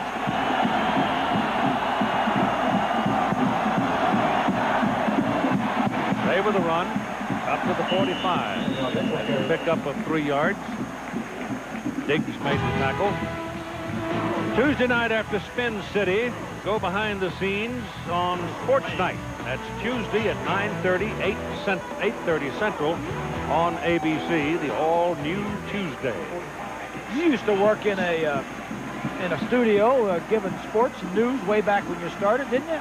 Oh, yeah. Back in dealt with hard news. Yeah, you could probably identify with him back in the. I don't think so. I don't think you can identify with him, huh? Second down and 7. And the pass completed to Shafi Fields down on his knees. I never found a whole lot of real life behind the scenes in the newsroom.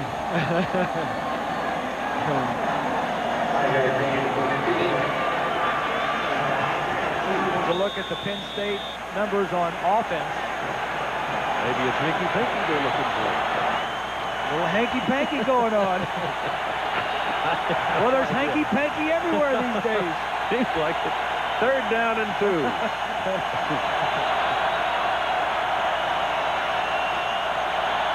Here comes Moore.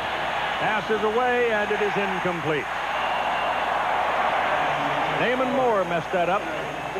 He got right into Kevin Thompson's face. Damon Moore, number 13, a strong safety on a little blitz. It's been a better year this year for Damon Moore. It was a tough year last year for him. He's a bright and shiny guy, though. He stopped by to visit a little bit yesterday, and it was fun to see him. Yeah. Fourth down and 2. Pigeons punt, no pressure. Rambo circles under it, runs away from 1, and got up to about the 19-yard line before 18-yard line before he's out of bounds. 36-yard punt and a 4-yard return.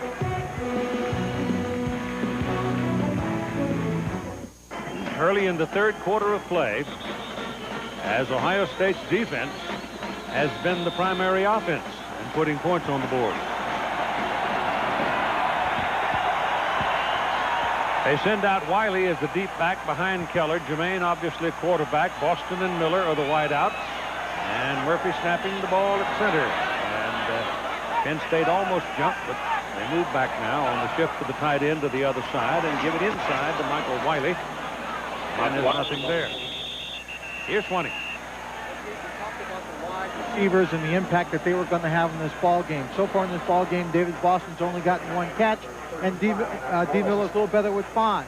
What John Cooper said they're going to have to do in the second half, because what Penn State is doing is attack the middle of the football field. And Bob, you realize is what we've been saying all day. When you have good football teams playing each other, it's not rocket science, it's more execution than anything else. Chief, Bob? Penn State's done a nice job of taking those guys away and forcing Ohio State to go somewhere else. There's one down the middle, and so it is intercepted by David Macklin. Nice play, David. Yes, very nice. Intended for David Boston. Running him back into the middle, and Macklin played it as well as you can play it. It's a slant pattern to Boston. Jermaine throws it out in front, and Macklin has enough speed to undercut him. You don't do that very often, because if you undercut and the ball gets there, he is long gone. But Macklin makes the play that Penn State needs to get this offense jump-started. That is Jermaine's first interception of the year. First one. First one probably by over 100 passes. Pretty close. Yeah, almost. Kevin Thompson going big. Nastasi got it. Down 1 yard line. Not a touchdown. Big Antoine Winfield up there with him, but Joe Nastasi went up and got it. They've tried this one-on-one matchup quite a few times today. Winfield, Keith, is a tight man-to-man coverage guy, but doesn't have many interceptions over his career. He's one of those defensive backs that stays with you. You don't catch many balls, but he doesn't intercept many. That looks like a touchdown to me. Sure did. Sure did.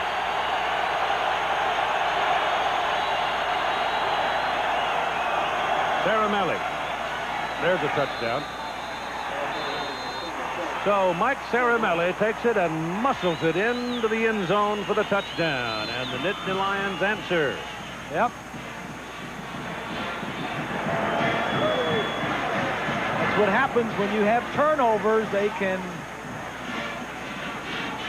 turn games around. They're going for 2, Bob. Are they? Mm-hmm. All right.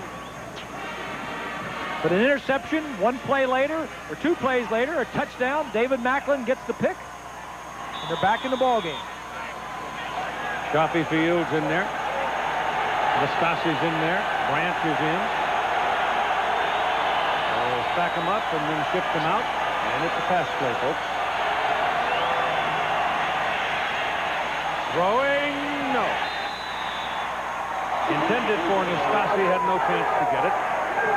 And so it's a 21-9 ball game with 9:41 to play in the third quarter. This pot is still boiling.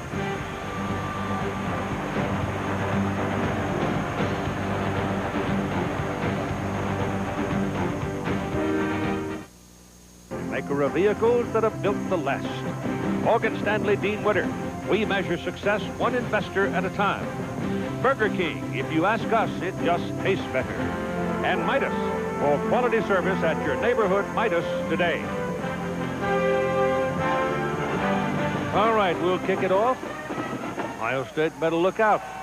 You don't take naps against Penn State. Forney hits it. Hooked it. 12. Out to about the 25, 26-yard line. And here's John Saunders.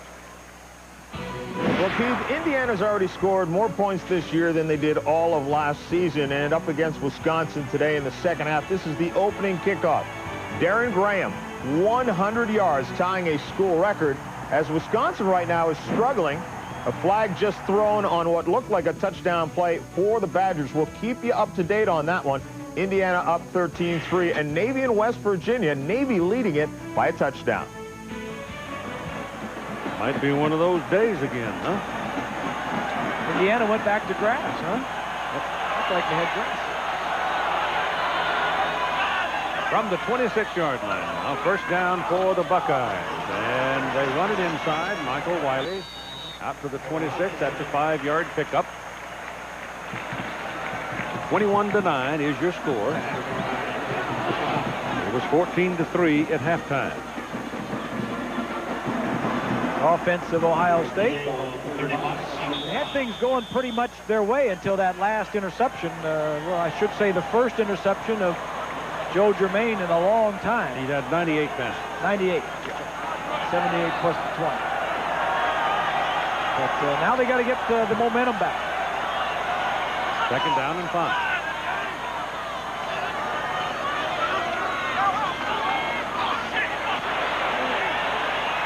Well, that's what pressure on the quarterback will do. Can't complete passes flat of your back. Scioli and Brown. Boom, boom. Ball turned into a knuckleball. That ball was almost intercepted. Pretty close. Courtney Brown, 81, hits Germain, and Morrison, 31. I'm sure Joe Paterno on the sideline was living a slow death because he wanted him to intercept that one.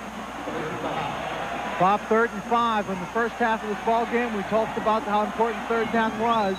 Ohio State had 10 third down possessions. They completed 5 of them. They averaged, I think, 9 yards each time on those third down plays, Keith. Passes away, and they complete it again, and they get a first down out of it. And John Lumpkin finally got one thrown where he could catch it, and he's out of bounds at the 46-yard line and moved the chain. Crowd of 93,479. This ball is covered all over by King, Anthony King, and Lumpkin is so big that King couldn't get around him. King's a small guy. He's only 5'8", and Lumpkin's 6'8". I'm sure he had his time to say, hey, I can't see around this tree. Another third down conversion. At the 46. Jermaine looping it up to Miller. Too deep.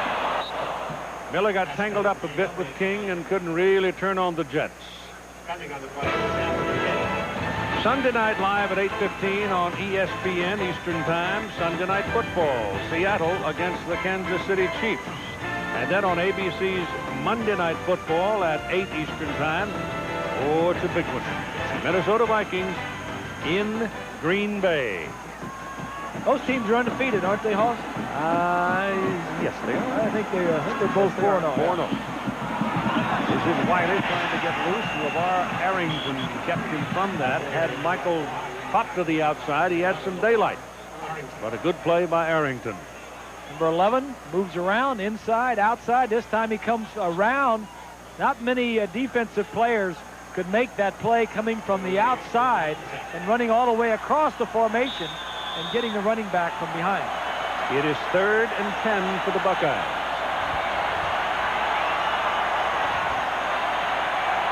They'll go to the shotgun. Steve Wisniewski is in there as a tight end. Jermaine is second. Scioli was the first man to get there, and so Penn State is doing now what they talked about doing to Jermaine. Go after him, get in his face, send 5. Yep. And they've had some success with it. It's Scioli's 9th sack of his career. Well, he's a lot happier where he is now rather than playing at tight end. Yeah, they needed him at tight end last year, and then he said, I like it back at defensive end. The punt now by Bartholomew. And Branch waits. Getting very quiet. Pretty good kick. 15-yard line. Branch eludes the first man. Penalty flag. He's out of bounds up at midfield, but there are 3 flags back inside the 20-yard line.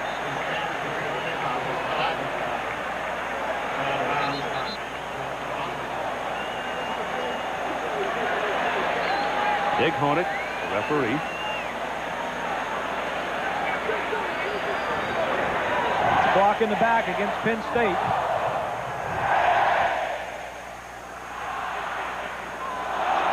Ten yards. That penalty is going to wipe out a 36-yard punt return. That's the distance.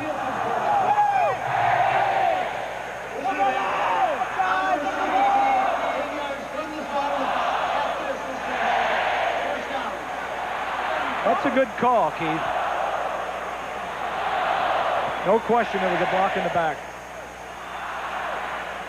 Let's run this. Go ahead and run it a little bit. We'll show you where it is. Stop it right here. Right here. Block in the back on McClellan, number 20. He pushes him from behind. The shame of it is he would have run away from him anyway. The guy wouldn't have made the play, but he went ahead and blocked him from behind.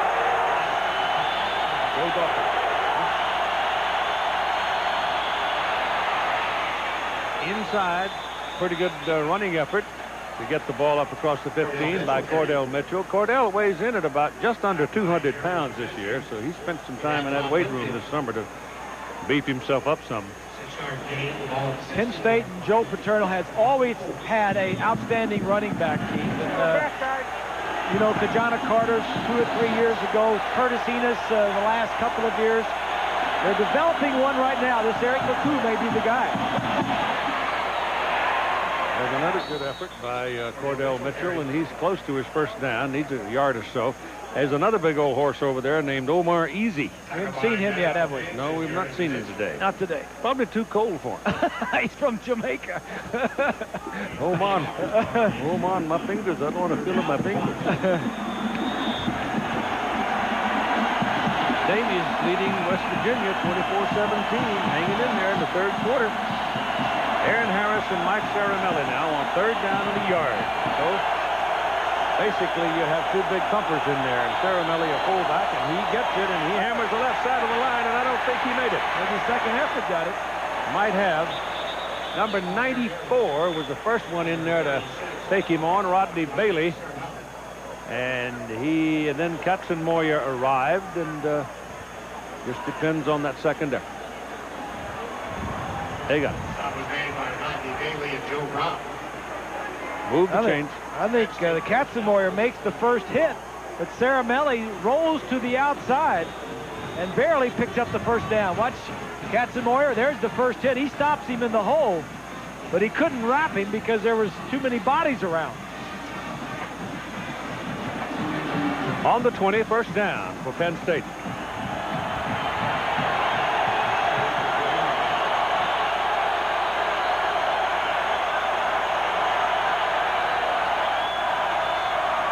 Mitchell.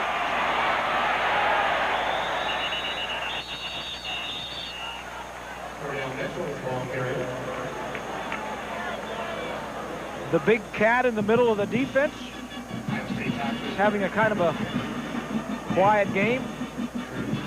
First game he only had 4 tackles, then he only had 2 last, 2 weeks ago. They had a bye week last week. 12 tackles against Missouri. Second down and 9, 21-9.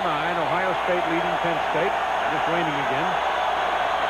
Moore coming in and pick him up. Passes away. Not going to get it back. Oh my goodness! Ahmed Plummer stepped right in front of Shafi Fields and almost was going the other way. Pretty close.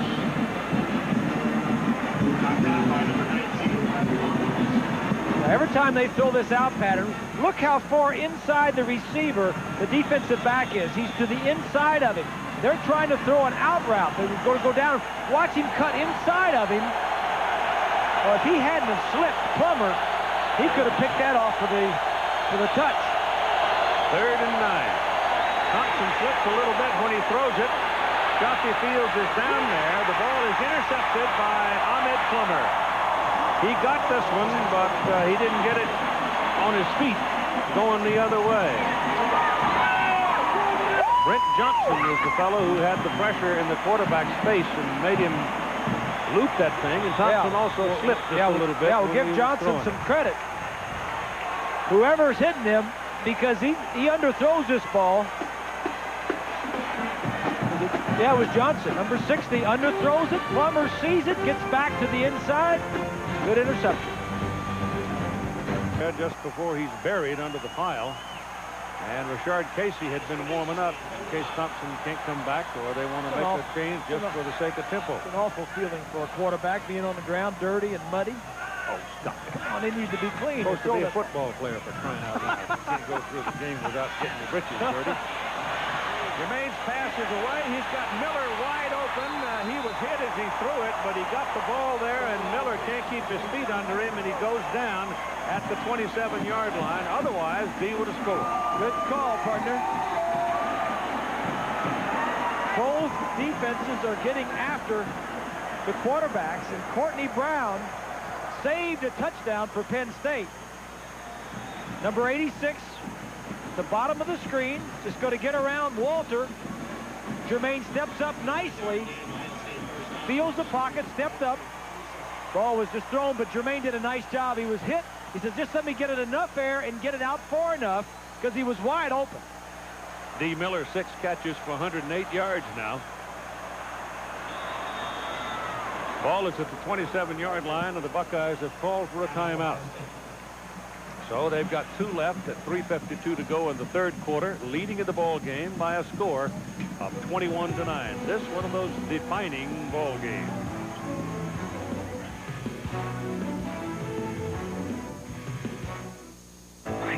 Inside the block of Lumpkin and almost makes it to the touchdown. He wanted to stay out there, dude, because he got up pounding his chest saying, me, me, me, I want one. Yeah. And he's still out there. Now let's see if they give it to him. Yep. And he's got it. Got away from Sean Lee. You can see how much his teammates like him. I mean, they go immediately to him. They're happy to have Joe score one. He had to be a gamer because the leg injury he recovered from was a tough one.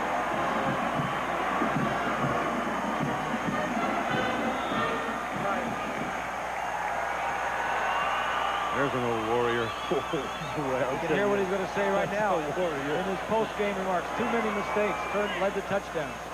4 plays, 61 yards in a minute and 17 seconds. The kick is good.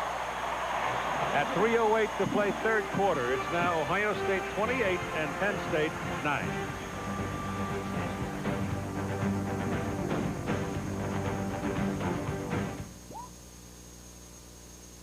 It would have been easy to have been a football player and not a student. And conversely, it would have been much easier to have been just a student and left football for some other day and time. But it wouldn't have been as joyous, as rich, as humbling to have been one without the other. So for all of us, I say thank you from the bottom of my heart, not for a single award on a single night, but for the many memorable and molding moments that we have had the privilege to call ourselves student athletes.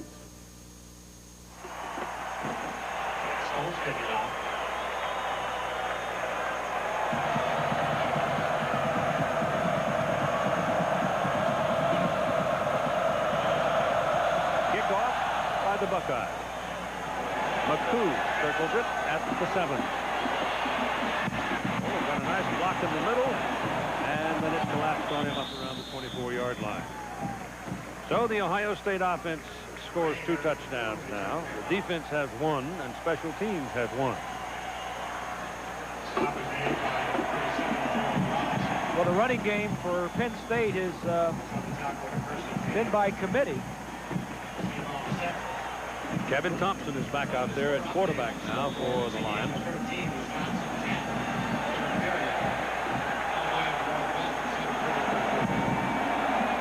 And Cordell Mitchell is the deep back. That's Nastasi.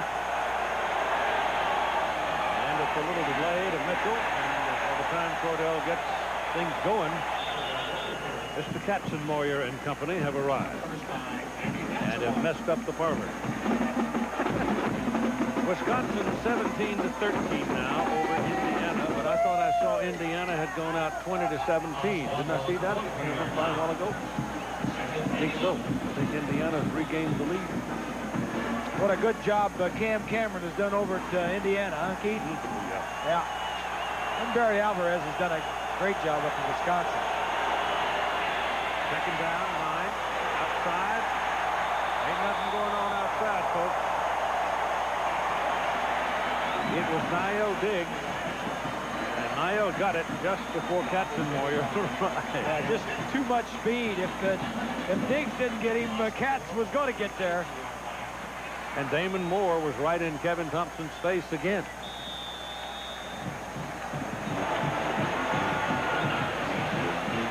Damon's run about 7 miles today and wound up most of the time just a little short of dehorning Thompson. A couple of times he got him. Back goes Kevin again. Pressure coming, and the pass is away down the sidelines, and it's just too long out of bounds.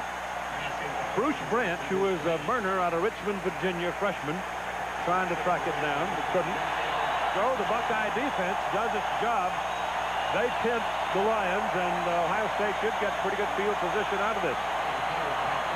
And they're playing like a #1 ranked team should play, Keith. They're strong on offense, strong on defense, and the special teams have been outstanding.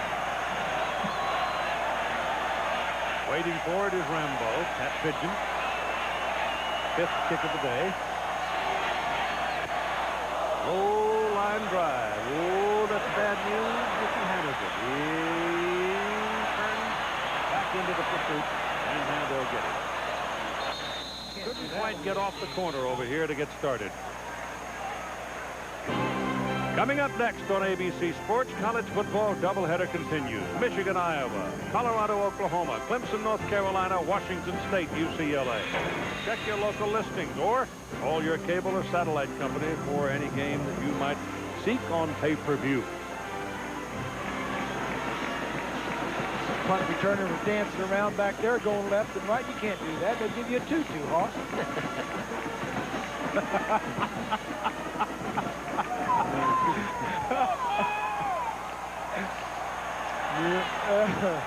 There's nothing like going north and south. On first down from the 38. Jermaine looking around all day and then runs out of time as Brad Scioli arrives one more time, and we arrive on John Saunders' front porch. And you're welcome to be there, Keith. Thanks a lot here on this update brought to you by Burger King. Florida and Alabama. Tony Zhao to Tim Bowens. Now watch, he gets stuck and winds up fumbling the football. Dropped it from behind. Jason McAdley picks it up 2 plays later. Dustin McClintock scores. So right now, Florida's lead over Alabama is just at 3. And Indiana and Wisconsin, it's been a seesaw affair. Indiana back on top, 2017. Keith. Boy, pretty good stuff in the wind tunnel, isn't it? Yeah. Second down and 13. This time he throws quickly to David Foster. He steps out of bounds despite 2 Lions clutching at him. Messrs. Jew and Morrison. Mac Morrison came all the way from Fort Orchard, Washington to play football at Penn State. David Boston caught 14 passes in this game against Penn State last year. He caught quite that many this time. But, been a posse with him. Yeah, he's been double covered everywhere. His dad is an NFL official, by the way. David's an academic all Big Ten player, which is nice to see. Third down and 4. Jermaine back throws quickly again to Boston, and it goes through his hands. Thrown hard, and the ball, remember, is wet and on a cold day. This is the first real cool day for a game of football we've had. Yeah. It started out, it was 51, and occasionally that little wind blows in here, and it feels like it's about 31. Well, you're right. The players on the field, when your jerseys get wet and your pants are wet, you slide on the grass. I want to tell you, it's like freezing down there.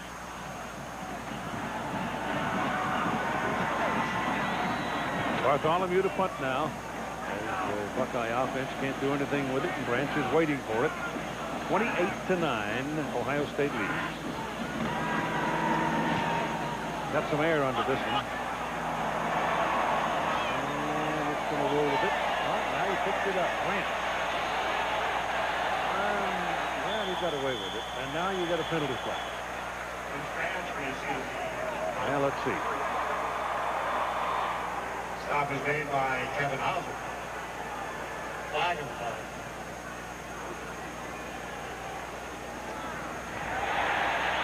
So the Nittany Lions pick up a silly penalty here that costs them another 5 yards and back them up. But in the middle of a melee, you know, it's not always possible to be totally disciplined.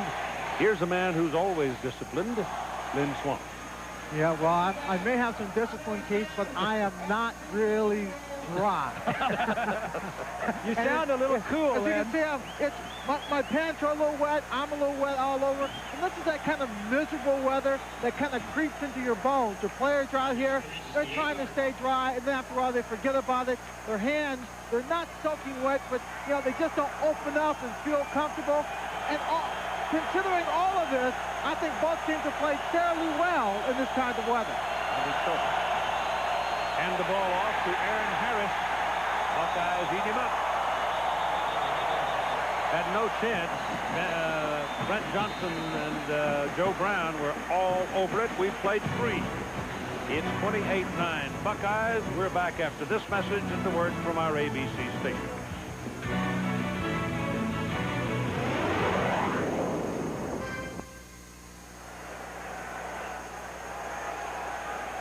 We've got a quarter to play.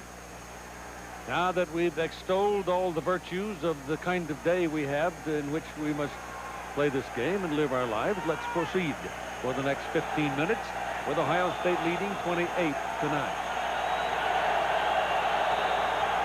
Nastasi comes out with a wide man, and the Nittany Lions are in be careful country. You got that right. Back on the 3-yard line. He's going to throw it out of the end zone, gets it off, and overthrows McCoo coming out of the backfield. McCoo's playing a goodly bit. He's 5'10", 195. He's a chunk from Red Bank, New Jersey, but the part that kind of gets your attention is your freshman. Keith, when you're backed up, as you take a look at the numbers for Kevin Thompson, and the one interception led to a touchdown, or was a touchdown. The offense, when you're inside your own 5-yard line like this, the offense may have the ball, but the defense has the advantage because it's a wet, cold day, and this defense is aggressive. Pass, look out, incomplete. It was a battle between Shoffey Fields and Ahmed Plummer, and Katzenmoyer was all over Thompson, the quarterback, and it was a wrestling match between Plummer and Fields, and there he is right here, coming right up the middle, Katzenmoyer. He just barely gets rid of this ball, and it's almost picked off. So again, the Buckeyes are going to get good field position out of this. Unless that pigeon is forced backwards in one step and he's beyond the field of play, and it's 2. There he gets it up. Line drive, upfield, Rambo. Oh, if he bounces outside that time, he had to pick it. But he didn't see it. But even so, the Ohio State Buckeyes are camped at the Penn State 32-yard line for a first down. Here's 20. Well, Keith, you know, you asked Joe Paterno about linebackers. He's had a few great ones. And you asked him about Katzenmoyer, and he compared them to a couple of great ones he had at Penn State. He said, as intense as Matt Millen and as fast as Shane Collins. That's Andy Katzenmoyer, except for he has one more thing going for him. He is a load. Neither one of those guys are nearly as big as Andy Katzenmoyer at 255. Nope. Best starting position of the ball game for Ohio State. The pass thrown to D. Miller. Great play by Arrington. Now here's a linebacker almost at the corner of the end zone defending a wideout D. Miller, and he saved the touchdown. If Joe's able to put a little air under it, Jermaine gets it just a foot higher. It's 6. Yep. You talk about Katzenmoyer and Joe. You know, Katzenmoyer's choice came down to Ohio State or Penn State, and Joe had some nice things to say about Katzenmoyer the other day when a lot of people were getting on his case. Michael Wiley looking to get outside and can't do it.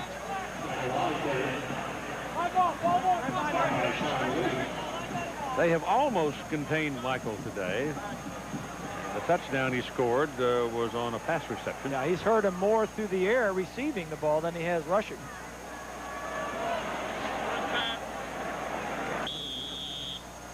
Joe was saying some nice things about Katzenmoyer. He said, you know, everybody's giving him ecstatic about his grades and a lot of other things. He says if those courses are available to the other students at the university, they should be available to the football players as well. Don't give him heck for taking those courses. Jermaine's pass is incomplete. Intended for Lumpkin and not a particularly good choice. Ball was tipped by Kielmeyer, but it could have been going the other way real quick. Richard Casey was seen a moment ago getting up on the sidelines and apparently will begin to warm up. The thing I like about Jermaine, Keith, is that, you know, he's very calm. He has no highs and no lows. He doesn't get real excited when things go well, and real low when they don't go so well. I like what his dad said. You know, he's determined, and he doesn't have that ability to think of himself as a second-string quarterback. Fumbled that snap from center and had to cover it, so on 4th and 10 they were going for it, and he never got away with the ball off the snap. And so they give it up to Ohio State to Penn State at the Nittany Lions 32-yard line. Time remaining, 14:24.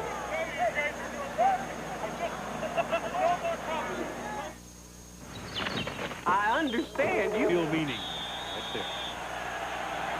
New quarterback for Penn State, Richard Casey. Sophomore out of Hoboken, New Jersey, 6'1", 205. He's still in the seasoning process. Big arm, lets it go. And it's too big. He comes off the bench, adrenaline pumping, and we're off the bench, headed for John's house. Okay, Wisconsin against Indiana, of course, you focus on the big guy. Ron Dane from 4 yards out pumps this one across. This has been a great game to watch, a lot of offense, but for Ron Dane, he ties Marshall Falk quickest to 4,000 yards, 28 games. This is in Division 1A. Herschel Walker with a record of 27 games. Keith. How about Indiana, Keith? I'm impressed with the Hoosiers playing the Badgers well. Yeah, that's tough. Casey's about to get a taste, but they miss him, and he pulls it down and takes off, and this is what he can do. Kevin Thompson can't.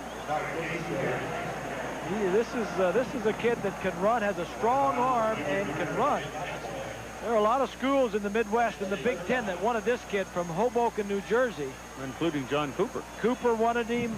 Michigan State thought they might have a chance at him. Joe Paterno and Penn State landed him. Just not quite as sharp as Kevin Thompson. You know, coming into the season, Joe said, I'm going to play them both. And he has played them both, but he's played Thompson a lot more than Bouchard.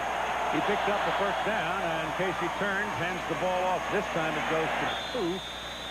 And McCoo will be stopped at about the 46-yard line, just beyond the 45. Along that defensive front, remember, for Ohio State, Bailey, Wayne, Brown, Johnson, all sophomores, and Pickett and Collins. Pickett started today. He's a true freshman. Collins is a true freshman. So there's a lot of young folks.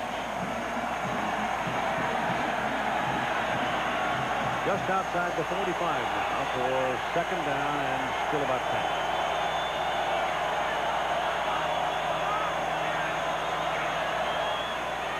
Casey back. No, all bounces. We're talking to John Cooper yesterday about how many freshmen he's playing. I mean, he just shoves him right into the middle of the war, and he said this.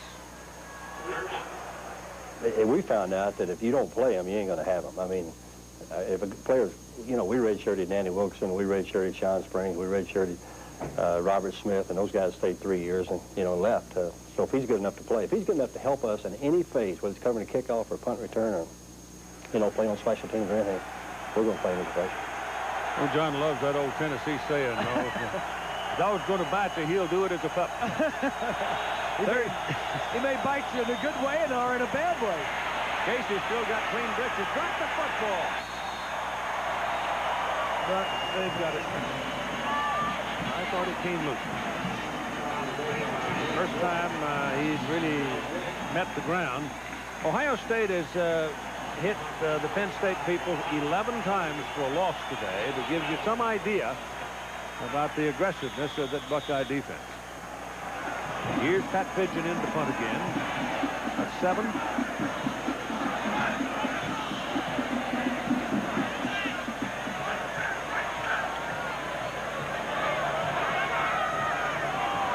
Rambo is waiting.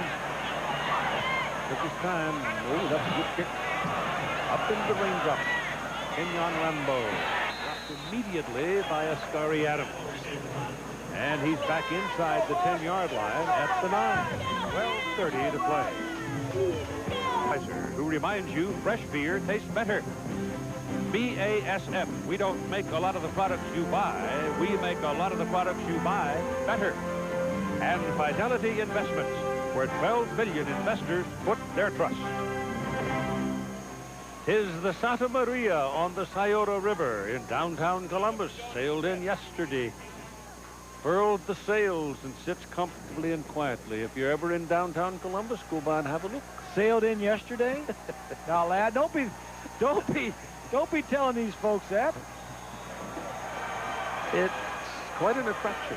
Been there for a while. Yeah, well, you and I went down there. Yes, we did. Fun to see it. Yeah. An old friend of mine named, to get this name now, I'm telling you, it's a true name. Ralph Emerson Waldo was involved in that. Great fellow. First down, ball at the 9-yard line for Ohio State's Joe Montgomery. And Montgomery gets nothing out of that play. There is one thing that is an absolute truth about a Penn State football team. They never quit fighting. That's true. And, you know, the attitude is we're getting better on the field for next week's game, and I'm sure that's what Joe has told them on the sideline. And anybody that does give up will be off the field and out of the game next week. That's right. And maybe packing a bag. Second down and 10, staying with the ground game. It's Michael Wiley, and Wiley will find his way out to about the 13 as we wander along the clock at 11:45 to play, and a 28-9 lead for Ohio State, the top-ranked team in the country. They've been up there all season. And the coordinating producer of ABC's College Football, Tony Tortorisi. Today's game was produced by Mr. Jay Rothman, I'll have you know. Directed by Chip Dean, our technical director, Jeff Suarez, associate producer, Margaret Schaefer, associate director, Derek Mobley, assistant producer, Chapman Downs and Traven Martin. Our production manager, Amy Hussey. Jamar Martin is in the ball game. That big freshman fullback, and he's got the ball. And he's out to the 30, and it's a first down as LeVar Arrington brings him down. Jamar Martin is 6'1", 235, a freshman from Canton. Oh, you'll hear about him as the days go by. Our Tech Ops manager today, Jay Gleason, statistician, is Mr. Marcamento from Omaha, and our spotter, Mr. Kelly Hayes, who comes down from the mountain twice a week. Said the Rockies had a sprinkling of fresh snow left yesterday. This ball is handed to Michael Wiley. Wiley is in there for 5 up to the 35. John Cooper's done a nice job since he's been. This is his 11th year. And look at this, winningest coaches, 10-year minimum in the Big Ten. Schembechler is at the top. And John Cooper comes in at the right there at the there's 3 Michigan coaches and 2 Ohio State coaches. How about Woody Hayes? You did a lot of his games, partner. Any memories of Woody Hayes down through the years? I'm good. I'm bad. Well, we know some of the bad. I mean, the one everybody remembers. But tell us something about the good. Well, I was entertained somewhat as Wiley goes over the left side, and you know, Ann Hayes. They sold that one-room log cabin where Woody used to go and hide and read his books and what have you, and rest, his sanctuary. And it went for a lot less than some people thought. But it was purchased at auction yesterday, and it goes into part of Ann Hayes' scholarship fund here. Yeah. I think it went for, what, $70,000? $70,000. Something like that. If I don't give Craig Rothberg a pop here, his mother will write me a letter. He's from Tallahassee. Our computer spot. This is Michael Wiley, and Michael almost ran out of the grasp of Ascari Adams there as he moves it up and picks up another first down. So you can move along with the change. And at the conclusion of today's game, we'll pick the Chevrolet Most Valuable Player of the game from each team. Chevrolet, making a contribution to each school's general scholarship fund. But I think one of the things, the measurement of a coach, a general, a sergeant, people who lead men, after they're gone, you never hear anybody say anything bad about them, especially the people who followed them, the people who played for them. That, to me, is the greatest testimony you can have for a coach. I don't know that I've ever heard anybody, not Woody Hayes, who ever worked as a player under him. And you were saying that he was a big historian also, wasn't he? Oh, yeah, he certainly was. Read about the battles of the generals? You had no chance of winning an argument. If you got him backed into a corner, he'd whoop out his Churchill quotes, and you were done. It's over. Forget it. John Cooper's averaged about eight victories a year since he's been here, and that's about what Woody averaged when over his 28 years as head coach. Second down and 8 from the 44. This is Wiley. Look out. Oh, he got a little tangled up with D. Miller over there. And the pursuit finally got him, but he was very close to scoring right there. But you know, the guy walking the far sidelines with the fellas wearing the white suits and the black shoes, he's right there with Bo, Woody, and Fritz, and all of the others, Bud and Bear. Yep. And I've often said that Mama wanted a doctor, Papa wanted a lawyer, and all they got was a legend. Papa and Mama Paterno you're talking about. Yes. First down for the Buckeyes at the 45, just inside the 45-yard line. Here's Wiley again. And he'll get it down inside the 40 to the 39. The amazing thing to me about Joe Paterno, Keith, is he's been at Penn State for 49 years. He was there 16 years as an assistant and then 33 years as a head coach. And in all of those years, his teams have never been under an NCAA investigation or violations or anything of that sort. When Rip Engel hired Joe to come down as a young assistant, he didn't even have a driver's license. He didn't know what was west of the Hudson. Ball comes squirting out. They're going to call him down at about the line of scrimmage. So he made some of his early recruiting trips by bus and his thumb. 71 years old, winningest active coach, 301 wins, and he still runs on the field. He loves what he's doing. I'm going to give him a hat for Christmas.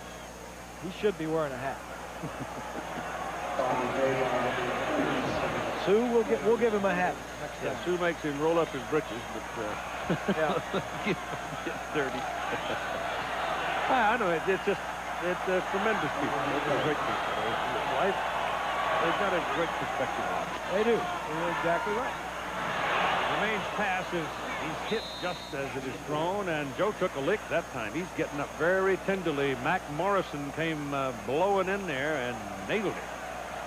And Jermaine is very tender, and they're going to have to take him out of there. It is fourth down, so I don't know. Joe may be through for the day. Yeah, we'll see about that. He gets under his right arm and he hits his ribs. I'm sure he's wearing one of those vests that protects your ribs. Maybe he just got the wind knocked out of him. Well, they lead 28-9. I don't know why he's in there throwing passes now anyway. Brent Bartholomew is in the punt. I think they could very well let us have a look at Garcia, the backup at quarterback, Mark Garcia. And we may see him. That's fair catch called at the 9-yard line by Bruce Branch. So 6:35 to play in the ball game. And Joe walking around on the sideline.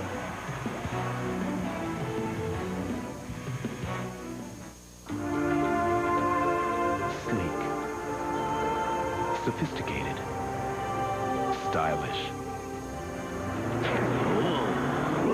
and yet with an exhilarating Rick McCoo, and he's up across the 17. Well, the defense set the tone for this one. They had a lot of tackles for loss. They recovered a fumble in the end zone for a touchdown. They blocked a punt for a touchdown in 28 of 49 plays.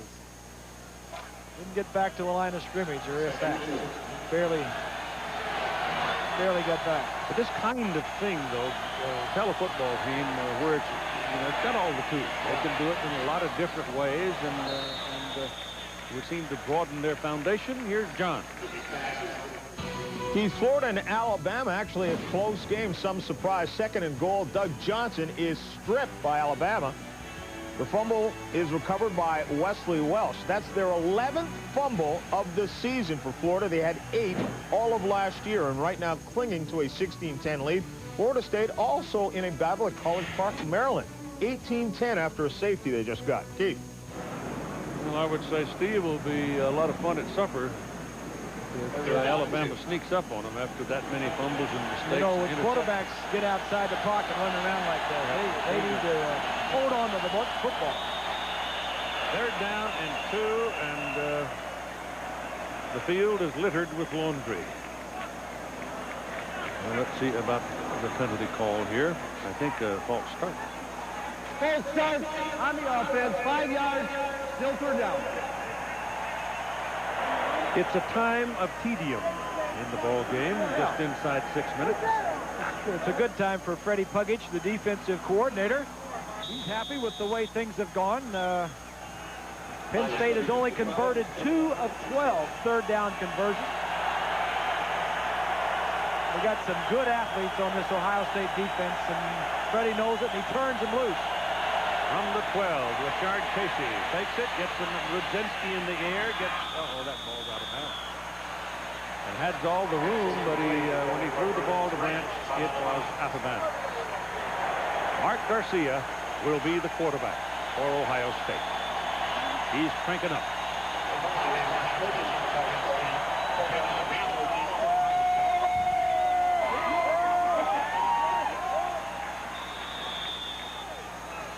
Eighth punt of the day for Pat Pigeon. He's going to have to go soak his foot.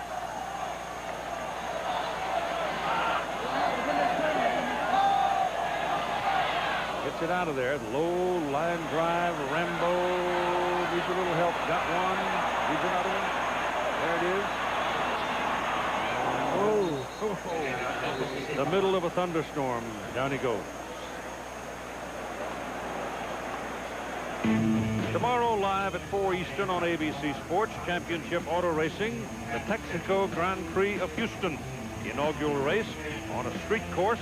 Kart season winding down. Points leader Alex Zanardi is running off to Europe to drive in Formula One next year. Last time a driver won back-to-back was 86 and 87. A fellow named Bobby Rahal.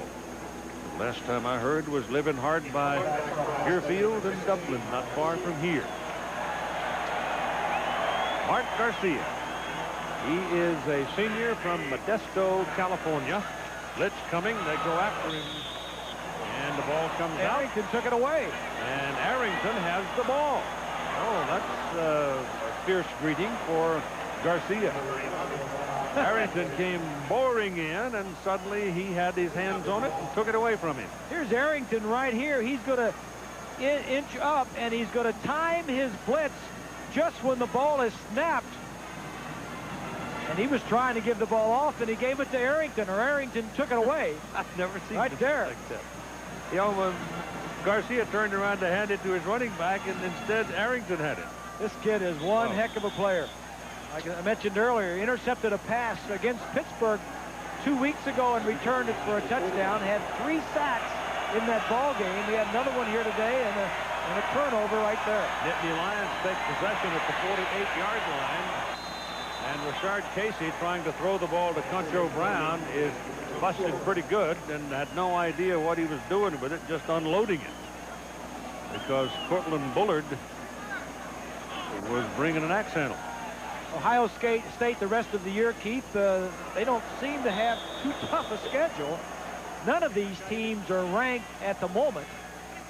Michigan, I think, might be ranked in the top 25, but that's always been their tough game, their bugaboo. They have Michigan at home last game of the season. Casey, who's yet to complete a pass, finally does to McCoo out of the backfield.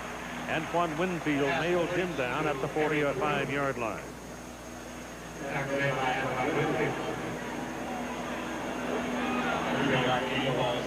You know, it'll be 3rd down and 7 now with about 5 minutes to this go. bowl championship series rankings are due out the end of this month. End of October? Yeah. That'll be interesting to see how they rank them. They're taking into consideration the strength of schedule and a lot of other things. Casey slips a little bit, but gets his pass away, and it is incomplete. Ahmad Plummer defending on Sam Crenshaw, who's a 200-pounder out of Youngstown, Ohio. Found his way down to Happy Valley.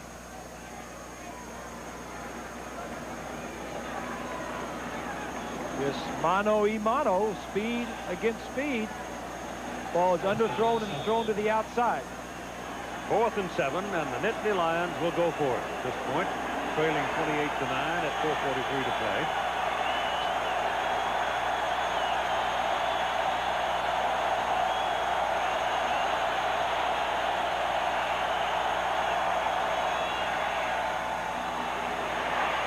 Ball thrown outside to Corey Jones, and Jones had no chance. And Plummer, they're keeping him busy right now. Well, these defensive backs are just too quick and such good tacklers. Those things just don't work out there. Here's Swannick.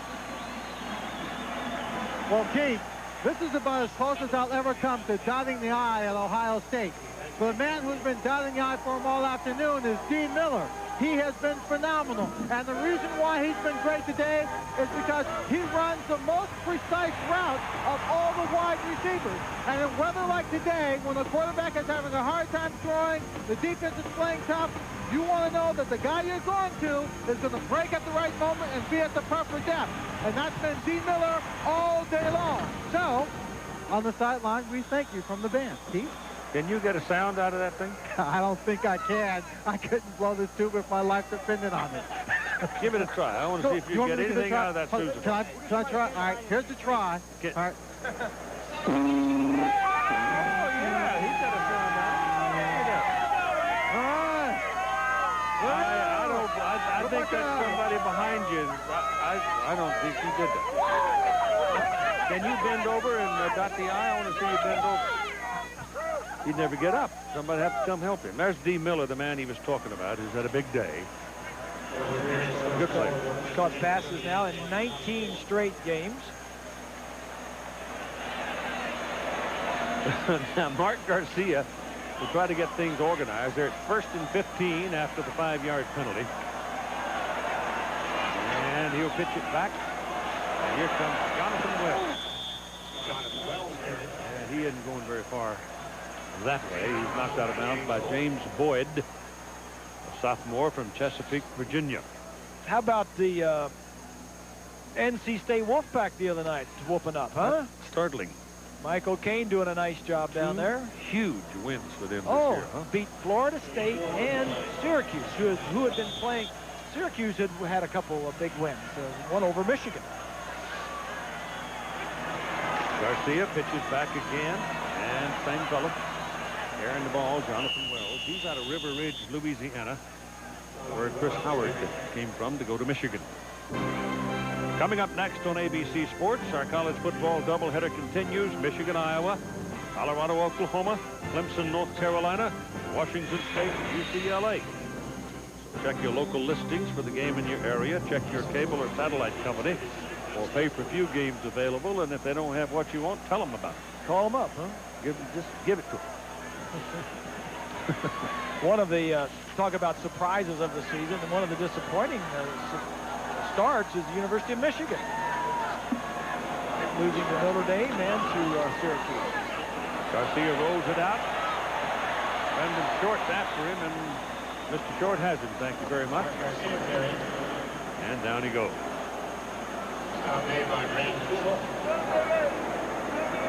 Oh, that brings up punting on the field for Ohio State. Your buddy Frank Broyle's got to be happy there at Arkansas with the start of their... You put your thumb on those guys early. A lot of guys coming back and a new coach. Beat Alabama. They beat Alabama roundly. Yeah. 42-7 of them.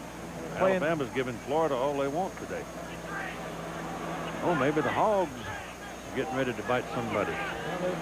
They beat Alabama, a running team. Today they've got Kentucky, a passing team. See how they do against Kentucky. Kick is out. Low. A little bit of room here for the return. He slips the kid. It's Grant. And Grant gets up to about the 25-yard line. So the Buckeyes in control of things with 2:45 to play.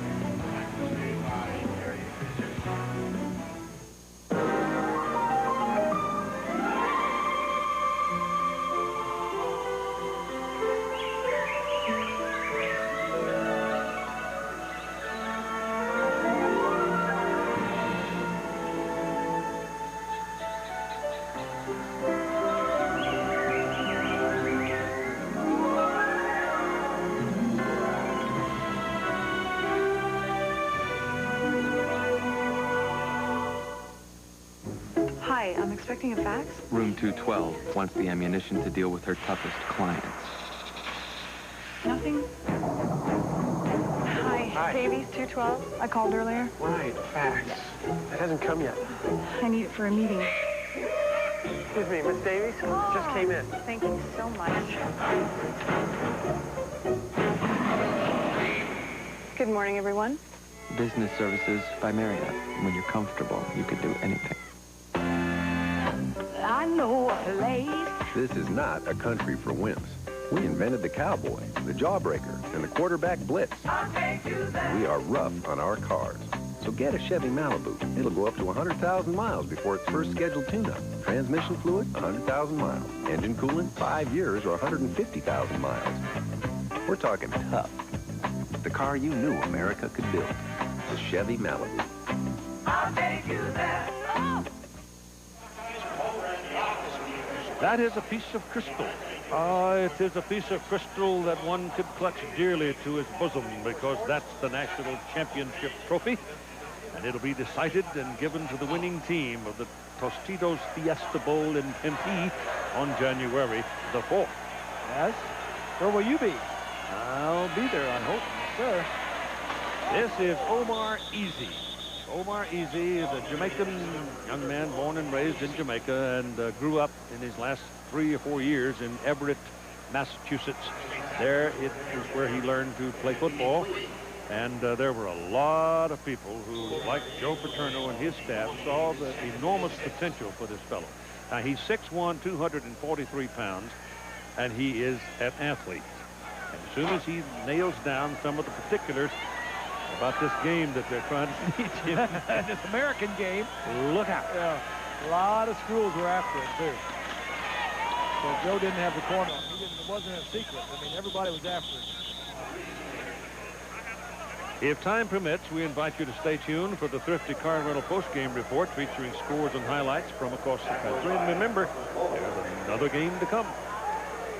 Let me tell you, too, as we prepare to go away for the day, College Football Today, produced by Charles Coughlin. College Football Today, directed by Kelvin Haywood.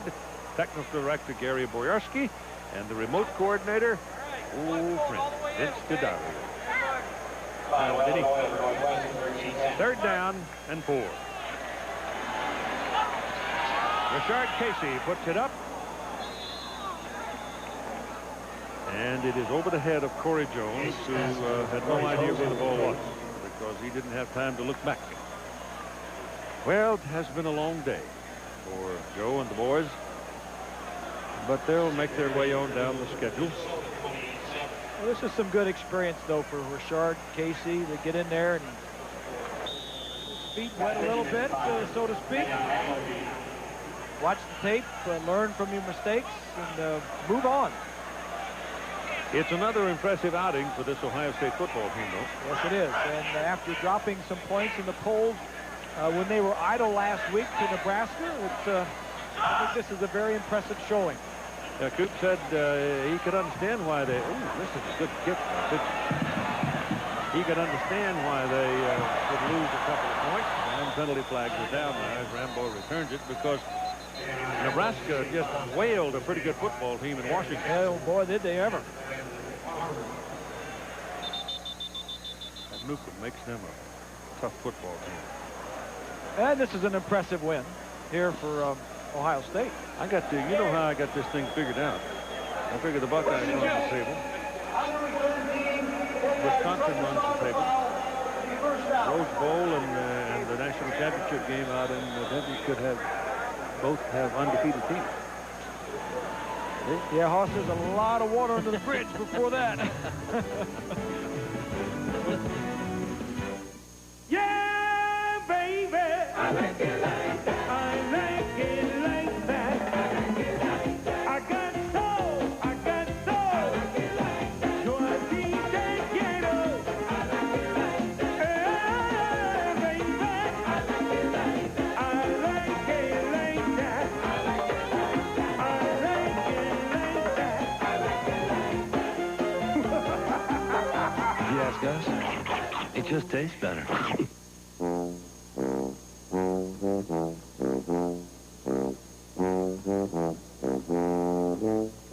Rather go to a real race? During the Napa 500 Great Start Sweepstakes, you could win one of 8 trips to Daytona Speed Weekend, or the grand prize, a trip to Daytona, $10,000 cash, and be the honorary starter of the Napa Auto Parts 300. So come into any Napa Auto Parts store for details. Napa Power Battery, $32.99 after rebate.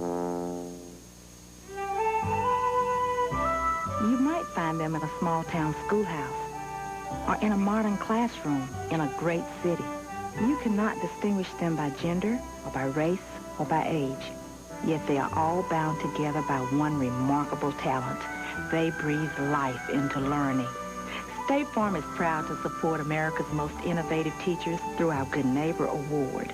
Thanks to these teachers, students are seeing learning in a whole new light. The final moments of the ball game between the Buckeyes and the Nittany Lions. Derek Combs is the deep back now. Fresh legs and a clean shirt in the backfield for Ohio State. He's got the ball. Now he can go to the laundry. One of the key plays in the game, the first offensive touchdown. Michael Wiley out of the backfield. Kind of broke loose, and this is Tim Salem, the quarterback coach, up in the press box, was so excited that he actually punched the glass in front of him and broke the glass. The coach's booth. The coach's booth, yeah. That was a shattering experience, I would say. Lucky he didn't cut himself. Exactly. What about the folks underneath it? Somebody said there were Penn State writers. I didn't see any. Paramedics didn't make a trip, so I guess everybody's all right. Derek Combs carrying again. The Chevrolet players of the game as the clock winds down. The most valuable players for Penn State. LeVar Arrington, 12 tackles, a sack, 2 forced fumbles, and a fumble recovery. For Ohio State, D. Miller, 6 catches, 108 yards. A Chevrolet donation made to each school's general scholarship fund for these people. A Chevrolet tradition for more than a quarter of a century. And so it's final.